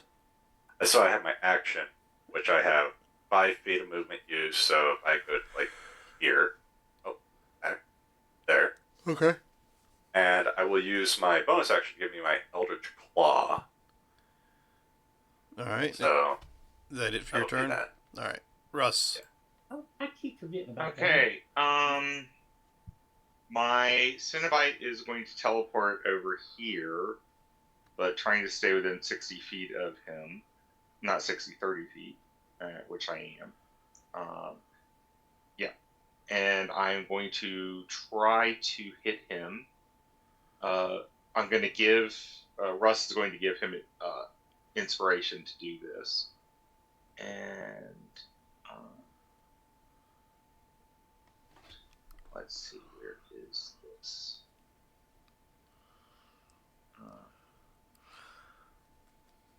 How far up in the air are you, Mason? Are you flying at an angle towards the dragon, or did you fly straight? He would have got me like maybe 5 feet off the ground at best, so I would be just a little bit off the ground just to get as much distance. I rolled a 6. That's 6 feet. I'm just going for distance right now, so I'm not. Okay, so you didn't take off flying at an angle. You just... Yeah, I'm going for distance, not height. Yeah. Okay. I am going to go on and try polymorph another time. So that will be DC 19 against him. Actually, let me move up. Hold on, I need to just move up. You're within. I know. You're within 50. Oh shoot! Hold on. I know. I just wanted to move up so I had a better sight of him. Gotcha. And then I'm going to move back around. So, actually, hold on. He's supposed to be here. I'm supposed to be here. Okay. So DC 19, and if it fails, I'm going to hit him with another silvery bar. It's a wisdom? Wisdom.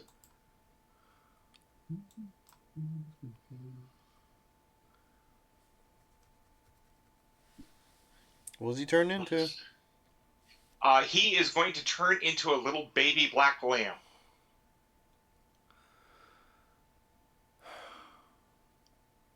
These dice hate my... It hit? Yeah, it Yes. hit. It hit. So focus on the dragon. These dice hate this guy. All that work. All that work. All right.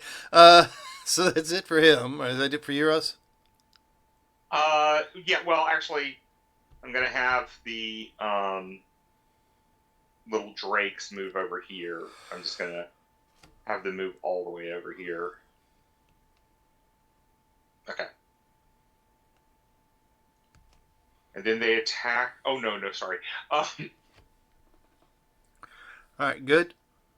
Yep, I'm good. All right, lair action.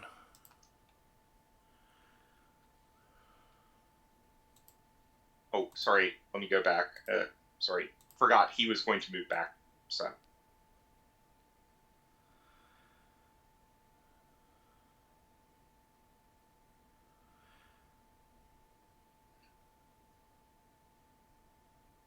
Okay, let's see. Give me a Constitution saving throw for all three of those that are in that circle. Okay. What type of damage? It'll be cold. Are the drakes immune to cold? There's more to it than just that. Gotcha. No, they are not. Because they're blue. Oh, blue, that's right. So what is the save? You make it. Okay. I'm waiting for the Reverend to roll for it. I'm sorry, I was completely not paying attention. What am I doing? Constitution save. saving throw. No, I'll pass. Alright, here we go. Well, it's cold. You already do. You're All right. immune. I'm immune. If it's cold damage, I'm immune to it. Yeah, well, said there's more to it than just that. But yeah, the okay. area around you, the 20-foot area around you, Mike, the dragon isn't your cold resistant. The fog starts to come up from the ground around your feet, and it fills the area around you, and you are surrounded by this. You're you're certain it's cold, but you're not really feeling any damage from it. Okay. So yeah, Okay. you were the wrong person to put that on, but oh well, that's what happened. Sorry. Why are you sorry? I mean, I get it. Actually, the two drakes are not cold resistant. They are they're not. blue. Yeah, they're blue. So that'll be 10 points of cold damage for both of them. Actually, Okay. half as much because they did make the save, so it'll be 5 points. So 5. I have a question before we move on here. So the Death Knight dude he's been turned into a black sheep, right? Yes. Yeah, Yes. that's what it So- looks like. Question is, if we kill the sheep, he just reverts back to his normal form. Correct. Right. We don't want to kill him. Don't. Okay, gotcha. Or we want to kill him after we kill the dragon so that we can all gang up on him. Mm-hmm.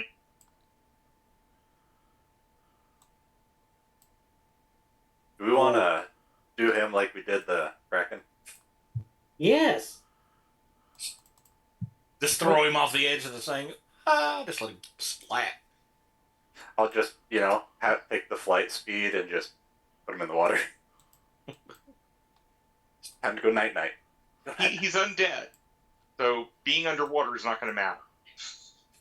But Well, yeah, he's they a do. sheep. If you fly him Oh, that's straight true. up and let him fall, he'll take all that fall damage, and he'll take the however many is the sheep would take, and the rest goes straight to him. Yeah, any excess goes to him.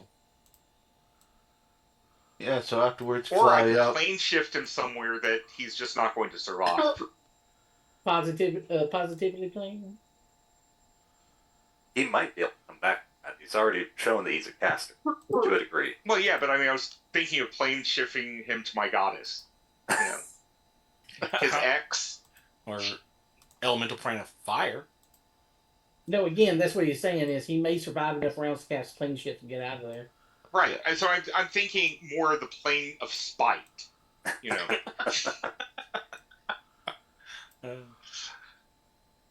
Or angry ex-girlfriend. Whichever.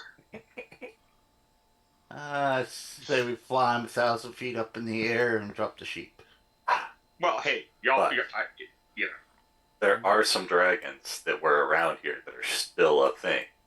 I'll put an X right here in the middle. So, You know what to aim for. Yeah.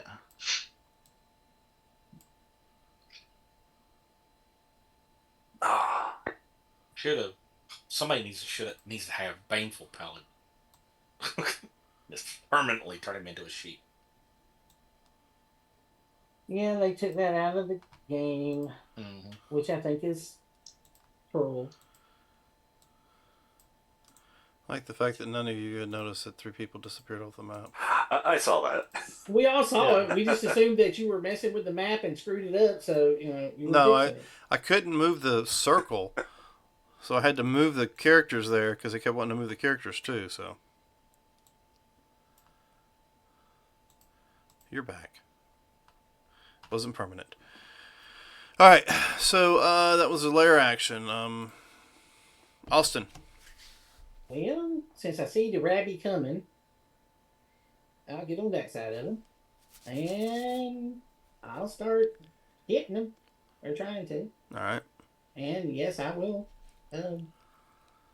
recklessly attack.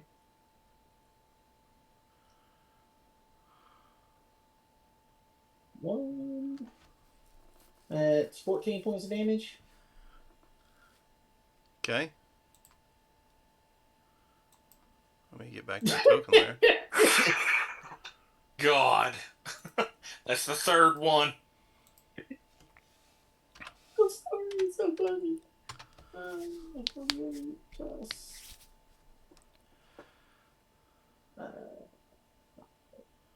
52 points of damage. Jesus Christ. And regular last attack misses, and bonus action attack finally.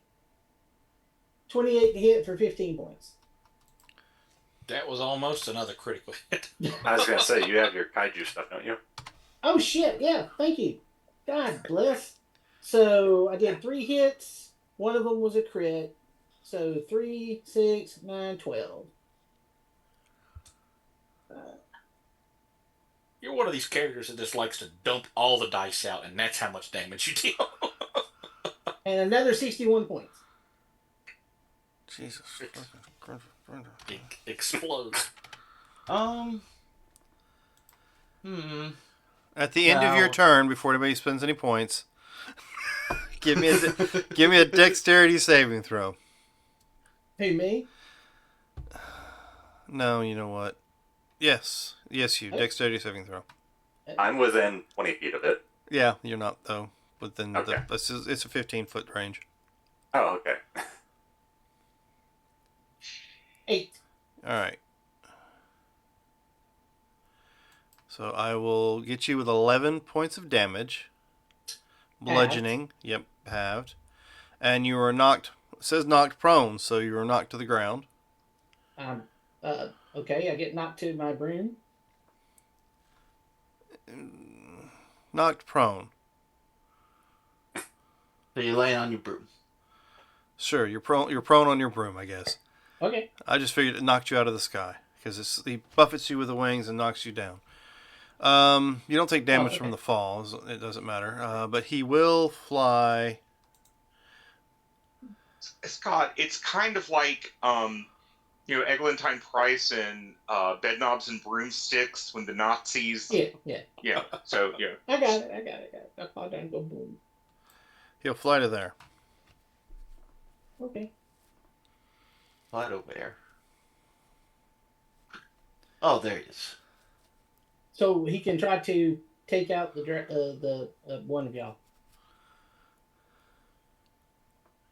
Is it my turn? It is now Revan's turn. Oh, wait a minute. So when did he do the? It was that part of the attack. That's is part of the wing attack. Once he does it, he can fly up to half his flying speed. Hence the only 40 feet. So he's moving as I'm following. Yes. So can I take my reaction attack to hit him on the way up? It's not an attack opportunity. It's part of the actual action, the legendary action. He's still moving on his own accord. Does it say I don't get an attack of opportunity on it? You're prone on the ground as he moves. Again, that's part of the whole thing. But he's 40 feet in the air if you're on the ground. It's part of the whole thing. Go ahead, I'll let you roll Oh the no, attack. that was a legendary action he used. Yes. Wasn't his attack. Not an attack. Okay. Don't say it. Thank you. Reverend? Doesn't matter if it's an attack. He moved. I am I'm attacking the dragon, drake, whatever it is. I'm going to do. He's 40 feet in the air. Okay, Just that's if fine. that matters. Just if that matters. No, it does not. Okay. I've got some Eldritch Blast I'm going to hand to him.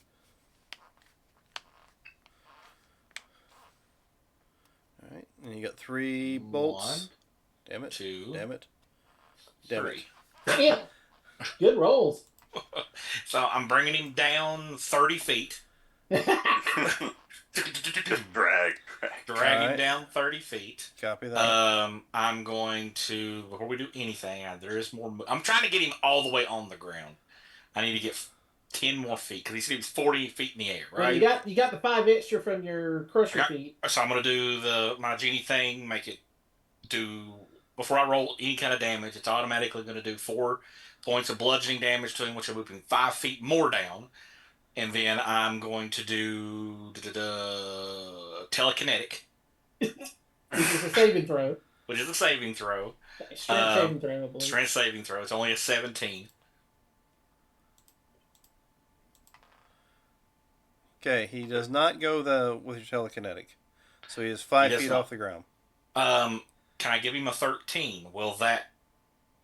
Because I got one more thing. Will that? What is? Well, you said the save was what?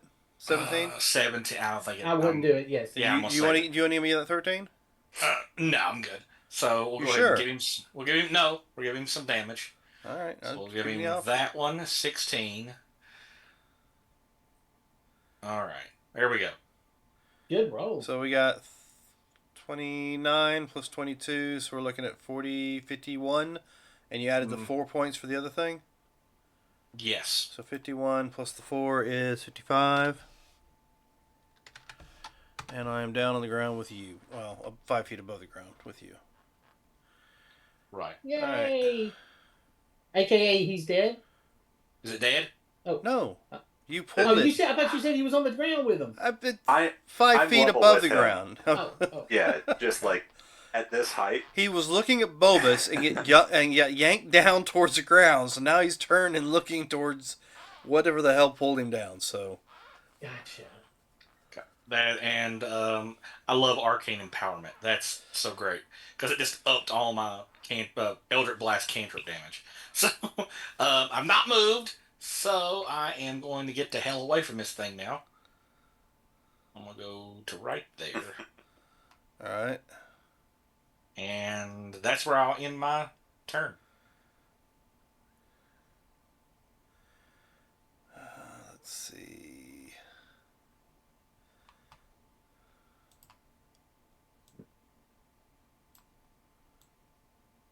Does that circle thing go with me? Nope. Circle thing stays right where it was at. Okay. All right. Fine. His last legendary reaction. Legendary action, not reaction, will be a tail drop on top of that. Great. Yeah, I was trying to see if to roll, and he woofs it. So Hold on. Okay. Hold on. I may have something. He missed. I know. Hold on. I can't remember if it's toward me. Hold on. Never mind. It's against me. Okay. Because I could do. I got a spell called Mockery Rebuke. If attack misses me, I can do it, and it's like a ghetto version of. It's kind of like a vicious mockery thing. All right. So this black sheep runs up to you and tries to bite you. Wait, me? Yes, you. I'm sure Polymorph doesn't have a ability for me to make the saves. I have to do something else for that. You have to get hit, basically. Yeah, well, he runs up and bites at the Reverend. A 6 does not hit me. Well, it's 6 plus whatever a sheep's is. I'm sure still doesn't hit you. I'm sure what? It's got a strength of what? A -1? Well, I mean, if I have to look it up, I'll look it up. Hold on. Yes, I want the statistics. Well, while he's doing that, Bobus is going to move and take Bobus- his action. Since Bobus can't move. Yeah, it is Why? Bobus' turn. Never mind, it is Bobus' turn. My bad. Sheep hasn't done shit yet. Why? Because I said so. So yeah, I mean that would have been a 7 to bite you. No. Well then, in that case, it But misses. Listen, It's I want Bobus' this- turn, not Not many his. attacks miss me, so it's a big deal when one does. Potions are bonus actions, right? Yeah. If they're on you, yes. Okay. 66. For my action, I will do 46 plus 4, 11, so 15 points of magic missile towards the dragon. Yay! How many points? 15? 15. All Does right. it drop him? No, it doesn't drop him. He's still there. He can't have much left. He can't. Alright, so now the sheep runs forward, bites at you, misses. It's now the ancient dragon's turn. Shoo fly, shoo, you bother me. That's not what I wanted to roll.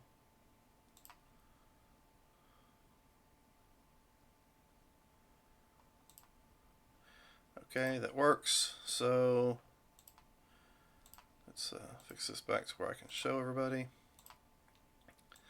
Do. So all those people can roll me a Constitution saving throw. Is he breathing on us? Yes, Yes. he did. What's the damage type? It's cold. Oh, I'm immune to it. I So you understand don't that, have but to you're not the roll. only one standing there. Yeah. Listen, like I said before, many things miss me. It's a big deal, okay? The save is 22, so if you roll lower than 22, let me know.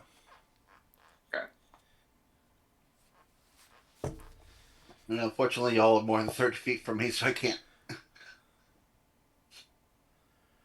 Both of the little zombie dragons are below. All right, 73 points of damage. Okay, they're gone.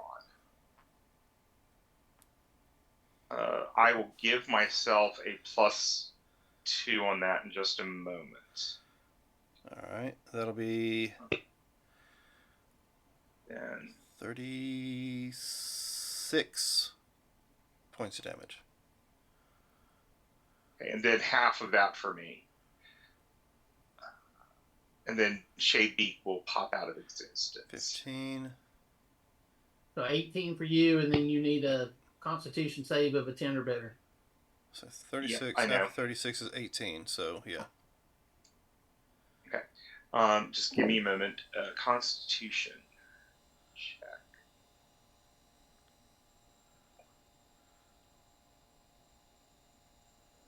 Another Constitution save. Yep, There you go. got it. All right, and your Cenobite. Oh, sorry, forgot about him. That's all right.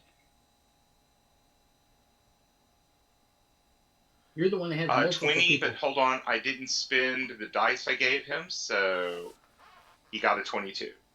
22 is exactly what he needed to take only 36 points of damage. Okay.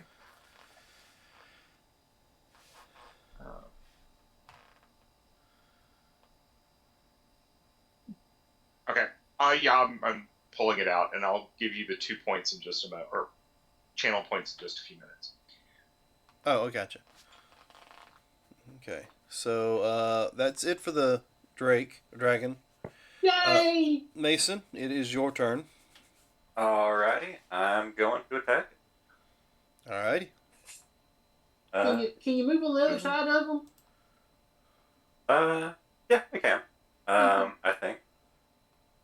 I mean, only if you want to. You don't have to. When after my attack, I'll move. Okay. Yeah, just in case. So Oh, if you're not within 5 foot of them, don't worry about it. You can stay Oh. there.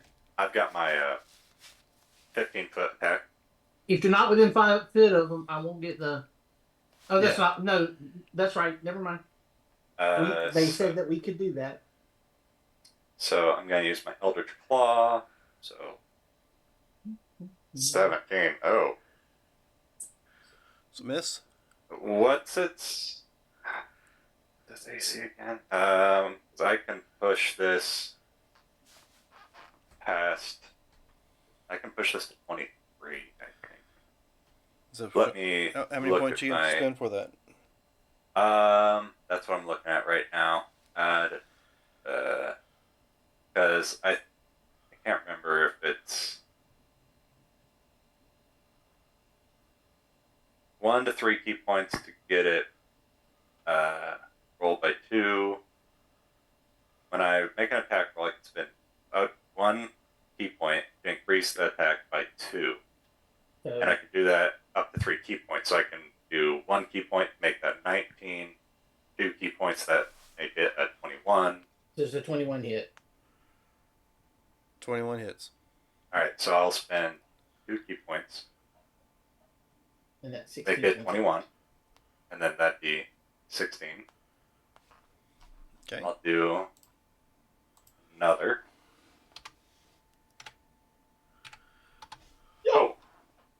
Take it. So that is all that damage. Why roll 20? Why? Because he's trying to catch up with me. That's not what I'm talking about. I do have. Where's my natural 20s? I do have some critical effects. I want to make sure that attack rolls against that creature are made against that or made with advantage until the start of its next turn.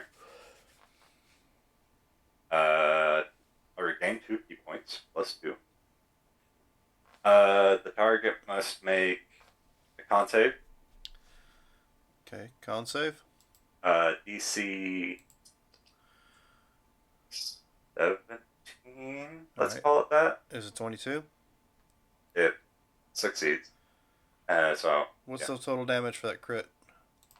that's 23, and then 5 fire, so 28. 28. All right. Perfect crit. Yeah, -1 because I'm gonna do more things. Or flurry of blows. Once, twice. Both hit. Grand total of 26, 7, 8, 9. 29, right? Mm-hmm. Oh, I've been forgetting to do something. What would you do? Since I have this going, my Eldritch Claw, does it take force damage? Yes, it does. I mean, it'll take force damage. It's not immune to it, if that's what you're asking. Yeah, 10 extra force damage, and then 6 force damage. So grand So total 16. 16. Because when I do this Eldritch Claw, it also has a d6 force damage as well. All right. And with that critical, it gets 6.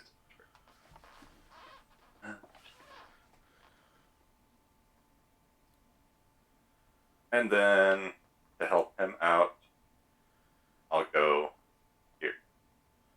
I'll just run right there. I'll run into his range and hop right there. Okay. Well, at the end of your turn,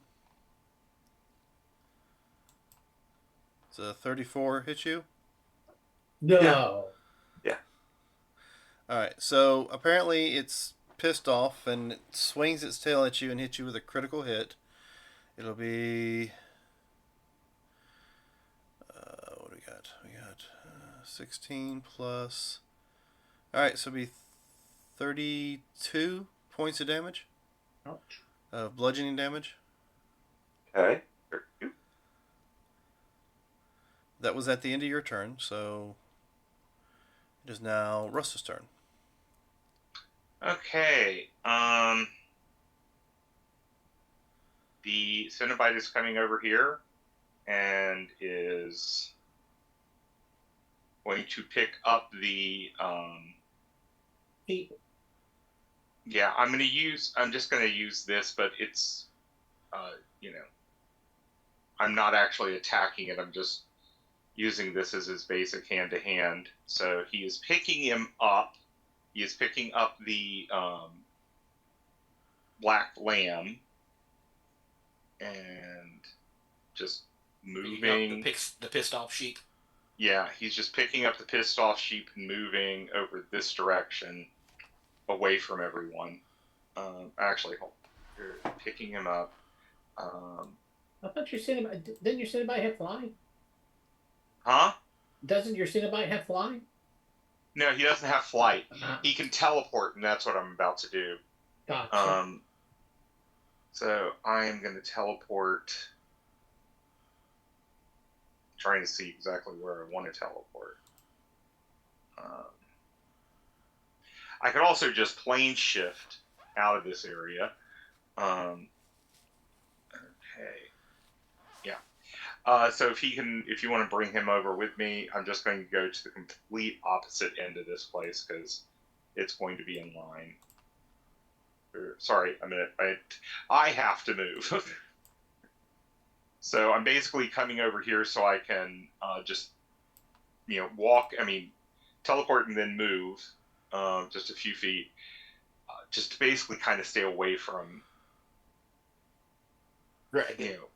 Yeah. All right. And then Russ is, I'm more concerned with, stopping whatever device he had started. So I'm going to move up here to see if there's anything up here that might be any controls for that device. Okay. Give me an investigation. Okay, I will give myself. No, I can't give myself inspiration. Okay. Let's see, investigation. Oh wait, but I can give myself from channel points advantage. So that's what I will do. Do you have guidance? Yeah, but I'm gonna have to spend all my movement to get up there. If he cast guidance, he would come out of. Oh yeah, I would also lose the polymorph. Yeah. Oh, So yeah. I'm gonna do this with advantage.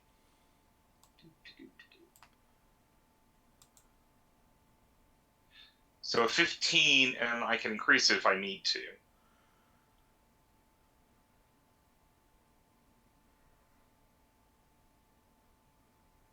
By how much? Well, I mean, I have the channel points. I can do. I can get us up. I can get myself up to 19, or even 21. If you get to 21, you'll might find something. Okay. But at 19, you won't. I am doing that right now. I'm spending the channel points. All right. You find that the throne itself does seem to be on some sort of slide. Okay. Then next round I will go under the throne to see what I can find. All right. But at this round, before you go anywhere, those spikes pop up out of the ground again, and this time they're going to hit. This time I think I'm going to actually pick Mason. How tall are the spikes? Huh? How tall did the spikes Mason and come out? Austin are in the air. Yes. I'm not in the air. But I'm only Oh, you're 5 not. foot off the ground. Like, I'm not that high, but I'm... Oh, it doesn't state a length on the ice. It's just jagged ice shards that hit anybody within 120 feet. So, Yeah, okay. this is my mistake from the last time. So let me go ahead and get this. Figured if they're just, not that tall. See, Mason, Sounds good. the Reverend, and Russ. So we roll these. Okay. Mason, that'll be a 20. Is it just straight cold damage or? No, this is piercing. Oh. What? 20. Is it considered magical? I mean, it's kind of a magical, I guess. It doesn't actually state that in the description. Okay. It's ice. It gets magically shot up out of the ground and pokes whoever I'm trying to hit within 120 feet. Gotcha. Okay. What do I got to roll? My wife No, nothing. This me. is an attack. It's not an attack. This is an attack. So it's 25 to hit Mason. Mm-hmm. You'll take 11 points of piercing damage. Reverend, the spike hits right between your feet and stops just shy of your cobalt hood. And Russ, Awesome. It misses you as well. Okay. And of course, this little thing here that I can't target right now disappears. And that's it for the lair action. Austin. I get up. I whistle. I move. I give myself another action with layer points. Mm-hmm. And I will attack. Oh, as a bonus action, I get the. No. I can't. I can't remember if those arms do my damage. I think the arms do my damage, don't they? Uh-huh. Yeah. Okay, so I'll get the arms going too, so that I can get the extra d6 damage. Okay, and I will take my 4 attacks. First attack, 28 for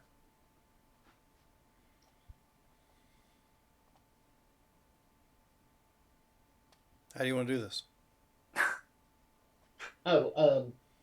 I just the hands of fire go out and slap him upside his head and try to bust his skull. You punch, you hit hard enough that the skull does fracture. The blue flame that seems to be glowing in his eyes goes out. The body seems to lose all its animation and just crumples to the floor. Uh-huh. And then, of course, some of whatever remaining flesh that was holding the bones together starts to turn into an ooze and just spreads out around the bones in a pile around it. And I go to here. And that's my turn. You have defeated the dragon. So let's get rid of that. And come to this. Alright, Reverend. Alright, I got a question. So, damage can revert him back. But if I Yes. cast a, I don't know, slow on him, he uses the sheep's stats, correct?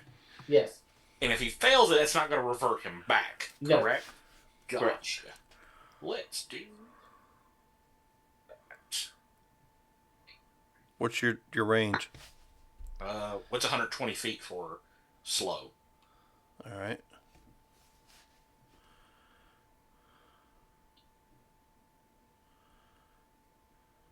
Alright, so I will cast slow. DC is 19.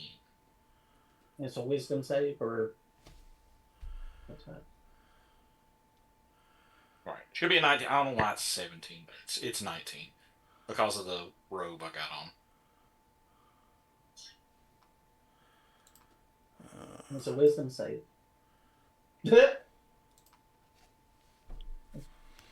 Methinks he missed.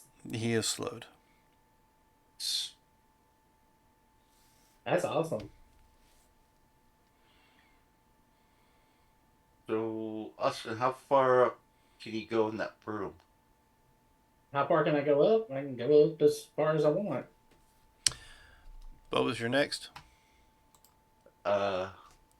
But so can Mr. Rabbit. Would one of y'all want to just grab the thing, fly 1,000, 2,000 feet up in the air, and just drop it? I really That's don't up want. to y'all. I really don't want to cheese his big bad evil guy that bad, and Technically, fall damage caps at 20d6, don't it? Or 20d10, don't it? I have no idea anymore. Yeah, there's a certain amount it stops at. I mean, tell that to a goldfish.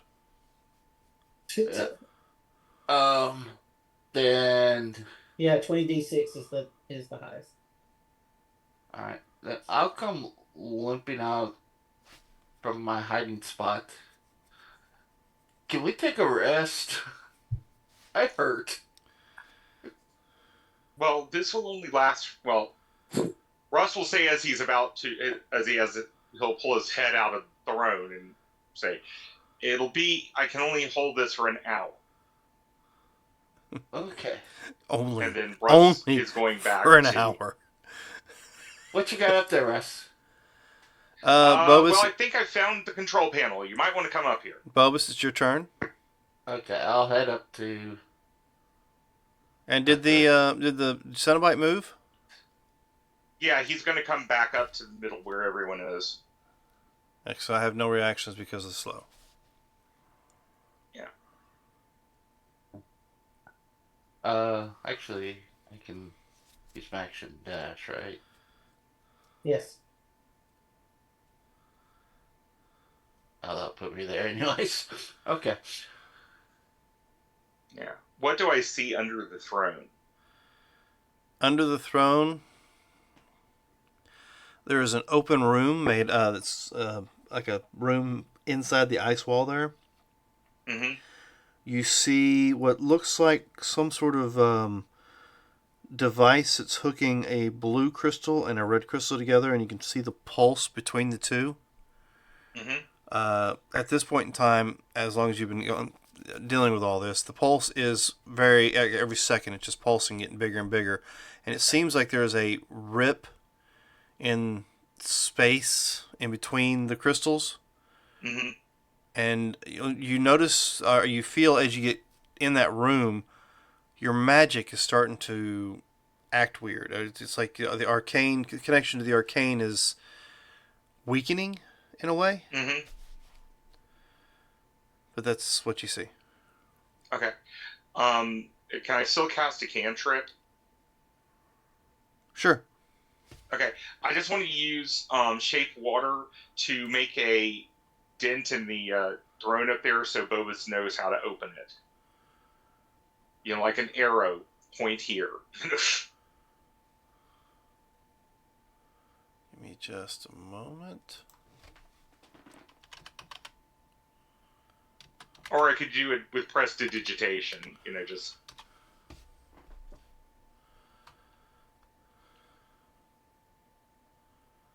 Give me a second, I'm trying to look something up for you. Which is taking forever for it to load. And I'll start looking over it, just...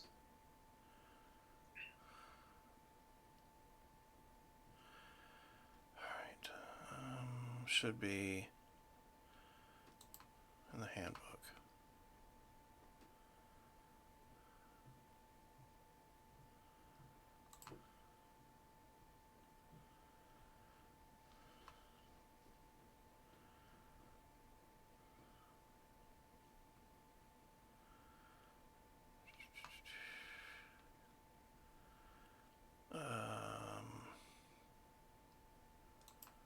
Should be under sorcerer.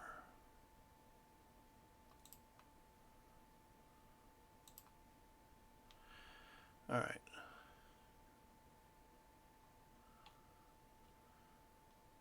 So what did you cast? Well, I could either do shape water or prestidigitation, just to basically, I'm trying to mark where Bobus can open the throne.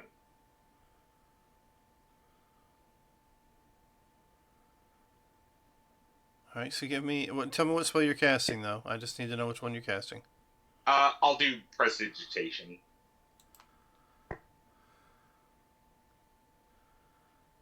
All right, so with that,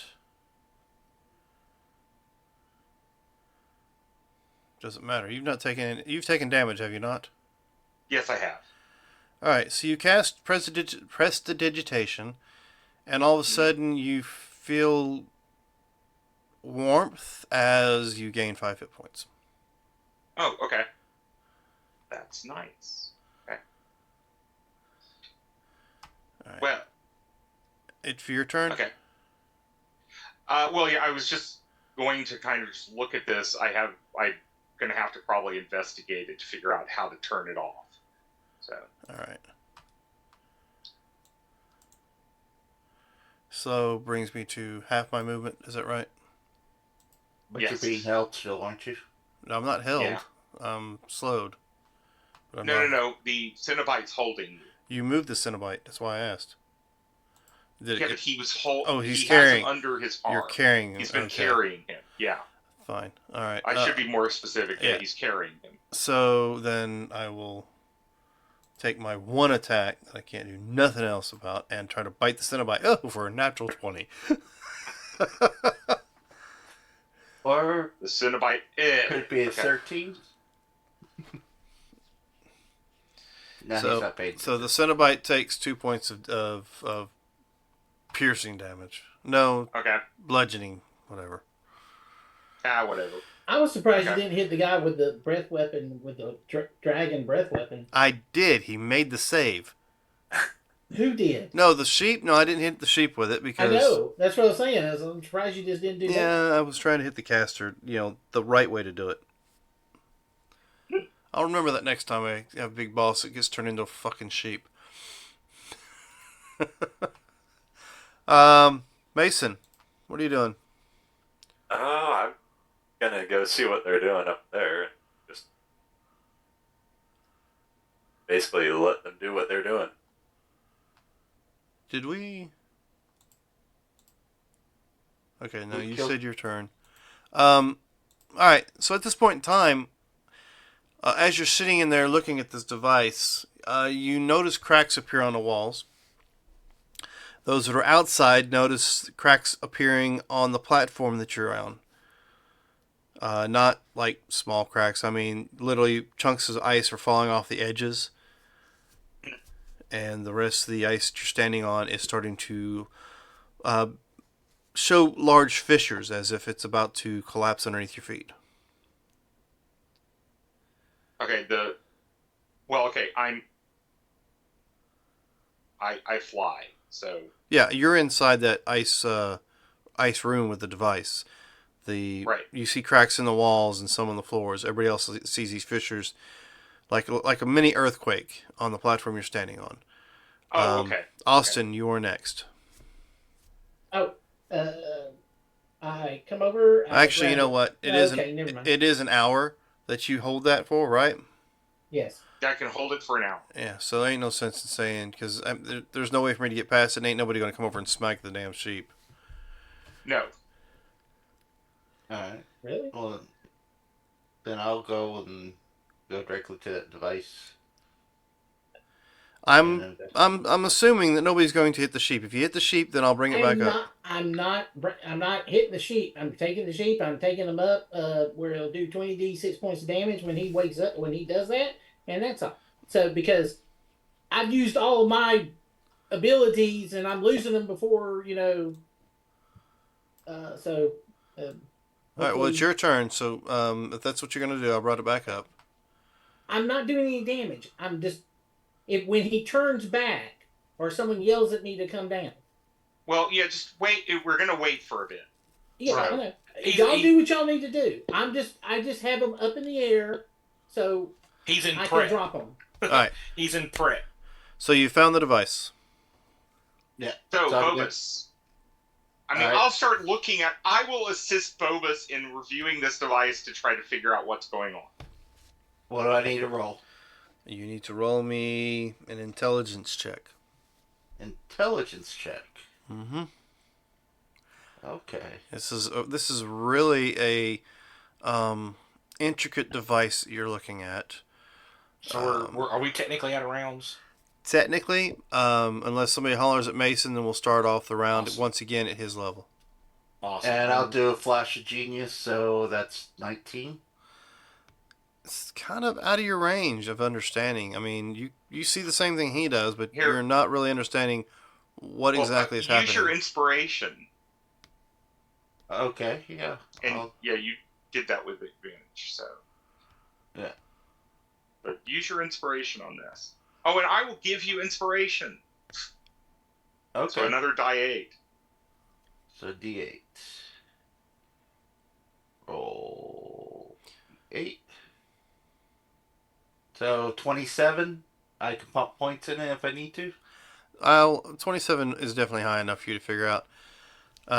This device is causing a ripple in magic, which once it's finished doing its deal, magic in the area will be suffered under a wild magic surge. It's already causing the effect now within close range. You're certain if you destroy it, if you destroy it, you're not real certain what will happen. And you just see the rip. You do see the rip in it. That's a transdimensional pocket to somewhere. Okay. Could I use my tinkering tools to disable the device? You certainly can try. Alright. Bench, am I getting an inspiration? Yes. I can give him bardic inspiration. I got a D8. Okay. And can I cast guidance on myself? Or no? Yes. Go ahead. So that's a 34 Jesus plus Christ. a D4 plus a D8. Okay, so as soon as you go through and tinker with this to disable this device, Mm-hmm. You hear this very loud crack as the ice outside finally lets way, and the platform which everybody was standing on disappears. But for some odd reason, none of them fall. Everyone's vision fades to black. Let's see. We'll start off with Austin. He's currently away. Oh, is he? Okay, we'll just jump to the Reverend. So, Reverend, Okay. you feel like you're floating, and everybody actually feels like they're floating. But your Can I eyes see are... everybody else? Nope, you don't see anybody. Your eyes are currently closed. Lord Jesus, this is it. I knew it. These fools done got me killed. So your eyes are closed. You feel like you're floating. What do you like to do? I'm gonna open my eyes up. Okay, you open your eyes and it's almost like you're underwater. And Can't swim. well, you can feel that you're suspended in some sort of liquid. There's a tube in your mouth. I reach up, grab. I'm pulling it out. Yeah, you pull it out and you're completely submerged. And you yank a tube out of your throat. You can feel it as you're pulling it out of your esophagus. You're floating in some sort of tank. You can see beyond it, and all you see is like flickering and a haze because the glass is not clean. It's like something's been growing over it on the other side of it. So cling, cling, cling. It's glass, right? Correct. Feels like Eldritch it. blast.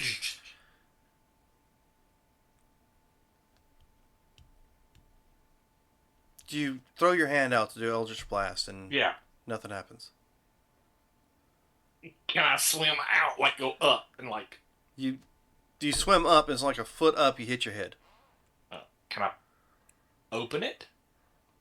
Doesn't seem to be any Is that handles like- on the inside of it. Am I drowning at the moment? Well, since you've pulled the tube out of your mouth, yes. Awesome. Well, you're holding your breath. You've got time. Right. Can I pound on the glass? Or I got any of my gear on me? You have no gear on you that you can tell because you haven't checked, but you I'm can looking. pound on the glass. Okay. Because I do have weapons. I just never use them. Yes, you you look at to see if your weapons are around, and you realize you're floating in this tube in what looks like biker shorts or yoga pants. Question: am I still a kobold? You are not. Okay. What am I? You appear to be human of some sort. You don't. What color am I? You're the same color you were in life. Gotcha. Alright. I'm not sure what to do. I'm like, I'm pounding and blah, blah, blah, blah. It's the ref. He's starting to panic. And he's trying to... Give me a... Just roll to hit. A roll to hit? Yeah. I'm adding my proficiency and everything. Yes. So a 9 plus the proficiency, which is what? 4, and strength is 2, so it would be a 9 plus, so 15. 15. What was your strength in your on your sheet? What's your strength bonus? Well, yeah, it's a 14, so plus 2. So you do see a spider crack across the glass as you hit it.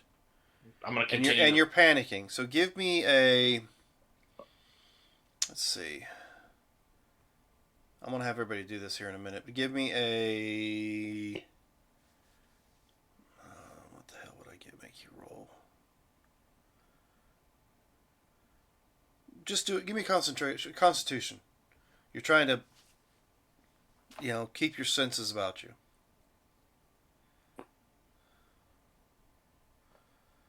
Alright. So, you keep your senses about you. You remember everything prior to waking up in this tube of liquid. And then you're able to tap it. You are able to reach out and feel the weave. The flow, if you will. Okay. So now, try Eldritch blast! roll to actually hit the glass. which is not going to be that hard, but I'd like to see the roll for it and the damage.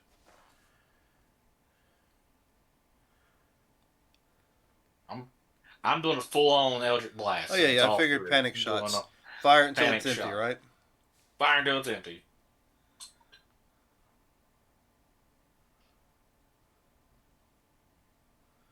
So you shatter the glass on the door that you're at. The water spills out. You're able to breathe. The glass is now gone. There's nothing obscuring your vision, and you're in a room full of tubes like this. Okay. Looking around the room, you see one tube that has a little mouse-like person.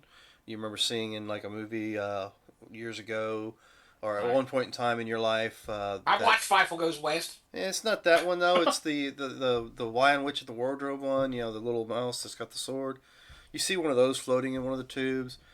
Looks like the glass is clean, like it's recently been put in there, not like old like yours looked like. You look around the room and you see different creatures as well. Everybody will wake up in a tube, floating in this tube. After a little bit of panic, you are able to touch whatever abilities your character had. But yes, you're waking up from the simulation you were actually in. Stop the virus. Oh my God, he was right.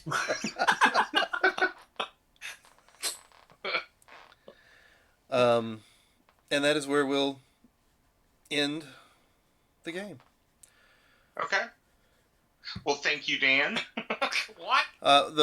Let's see. Final say is as your characters awaken, as you're either let out by those who have broken free or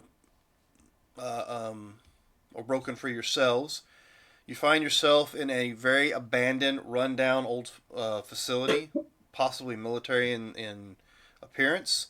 You find creatures that are dead. You find humans that are dead. Creatures are wearing a weird leather armor. As you make your way out, you find what looks like the remains of a damaged device that's similar to the one that you were looking at prior to whatever happened to you just now happened.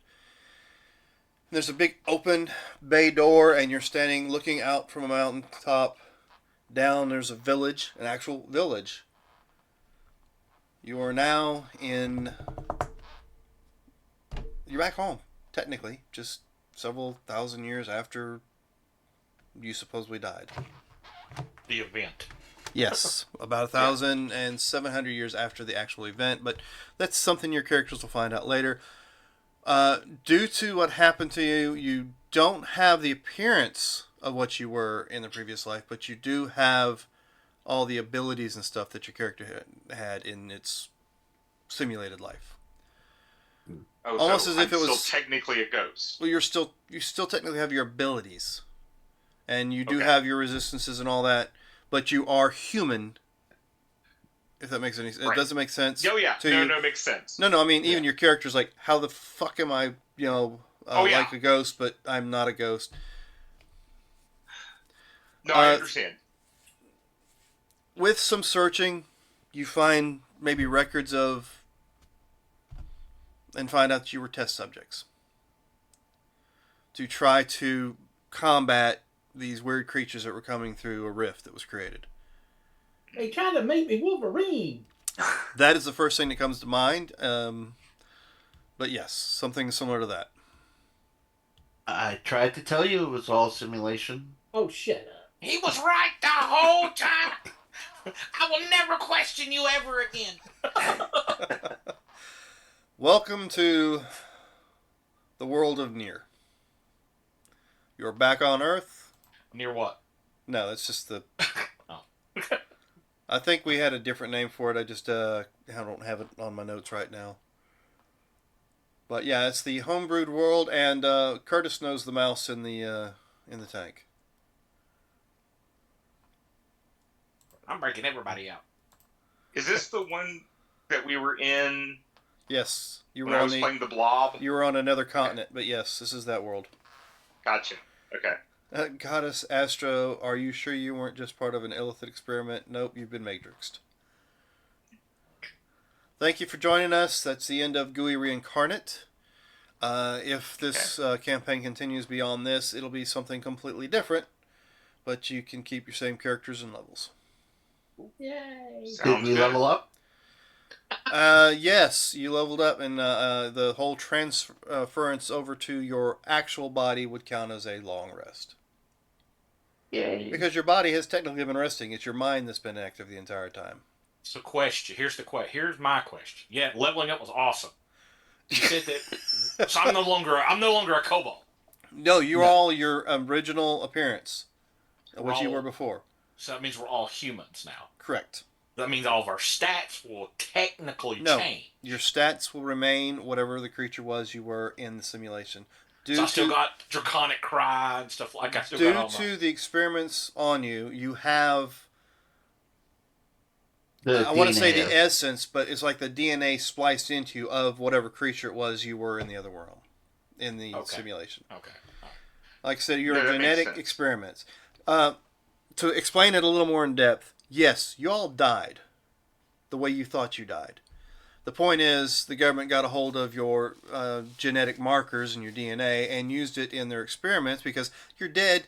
You have no rights once you're dead, so we can use your genetic, makeup The universal soldier does. to do whatever we want to try to see if we can combat these. There was different methods they were trying to use to combat what was coming through, to fight the problem they created. Yeah.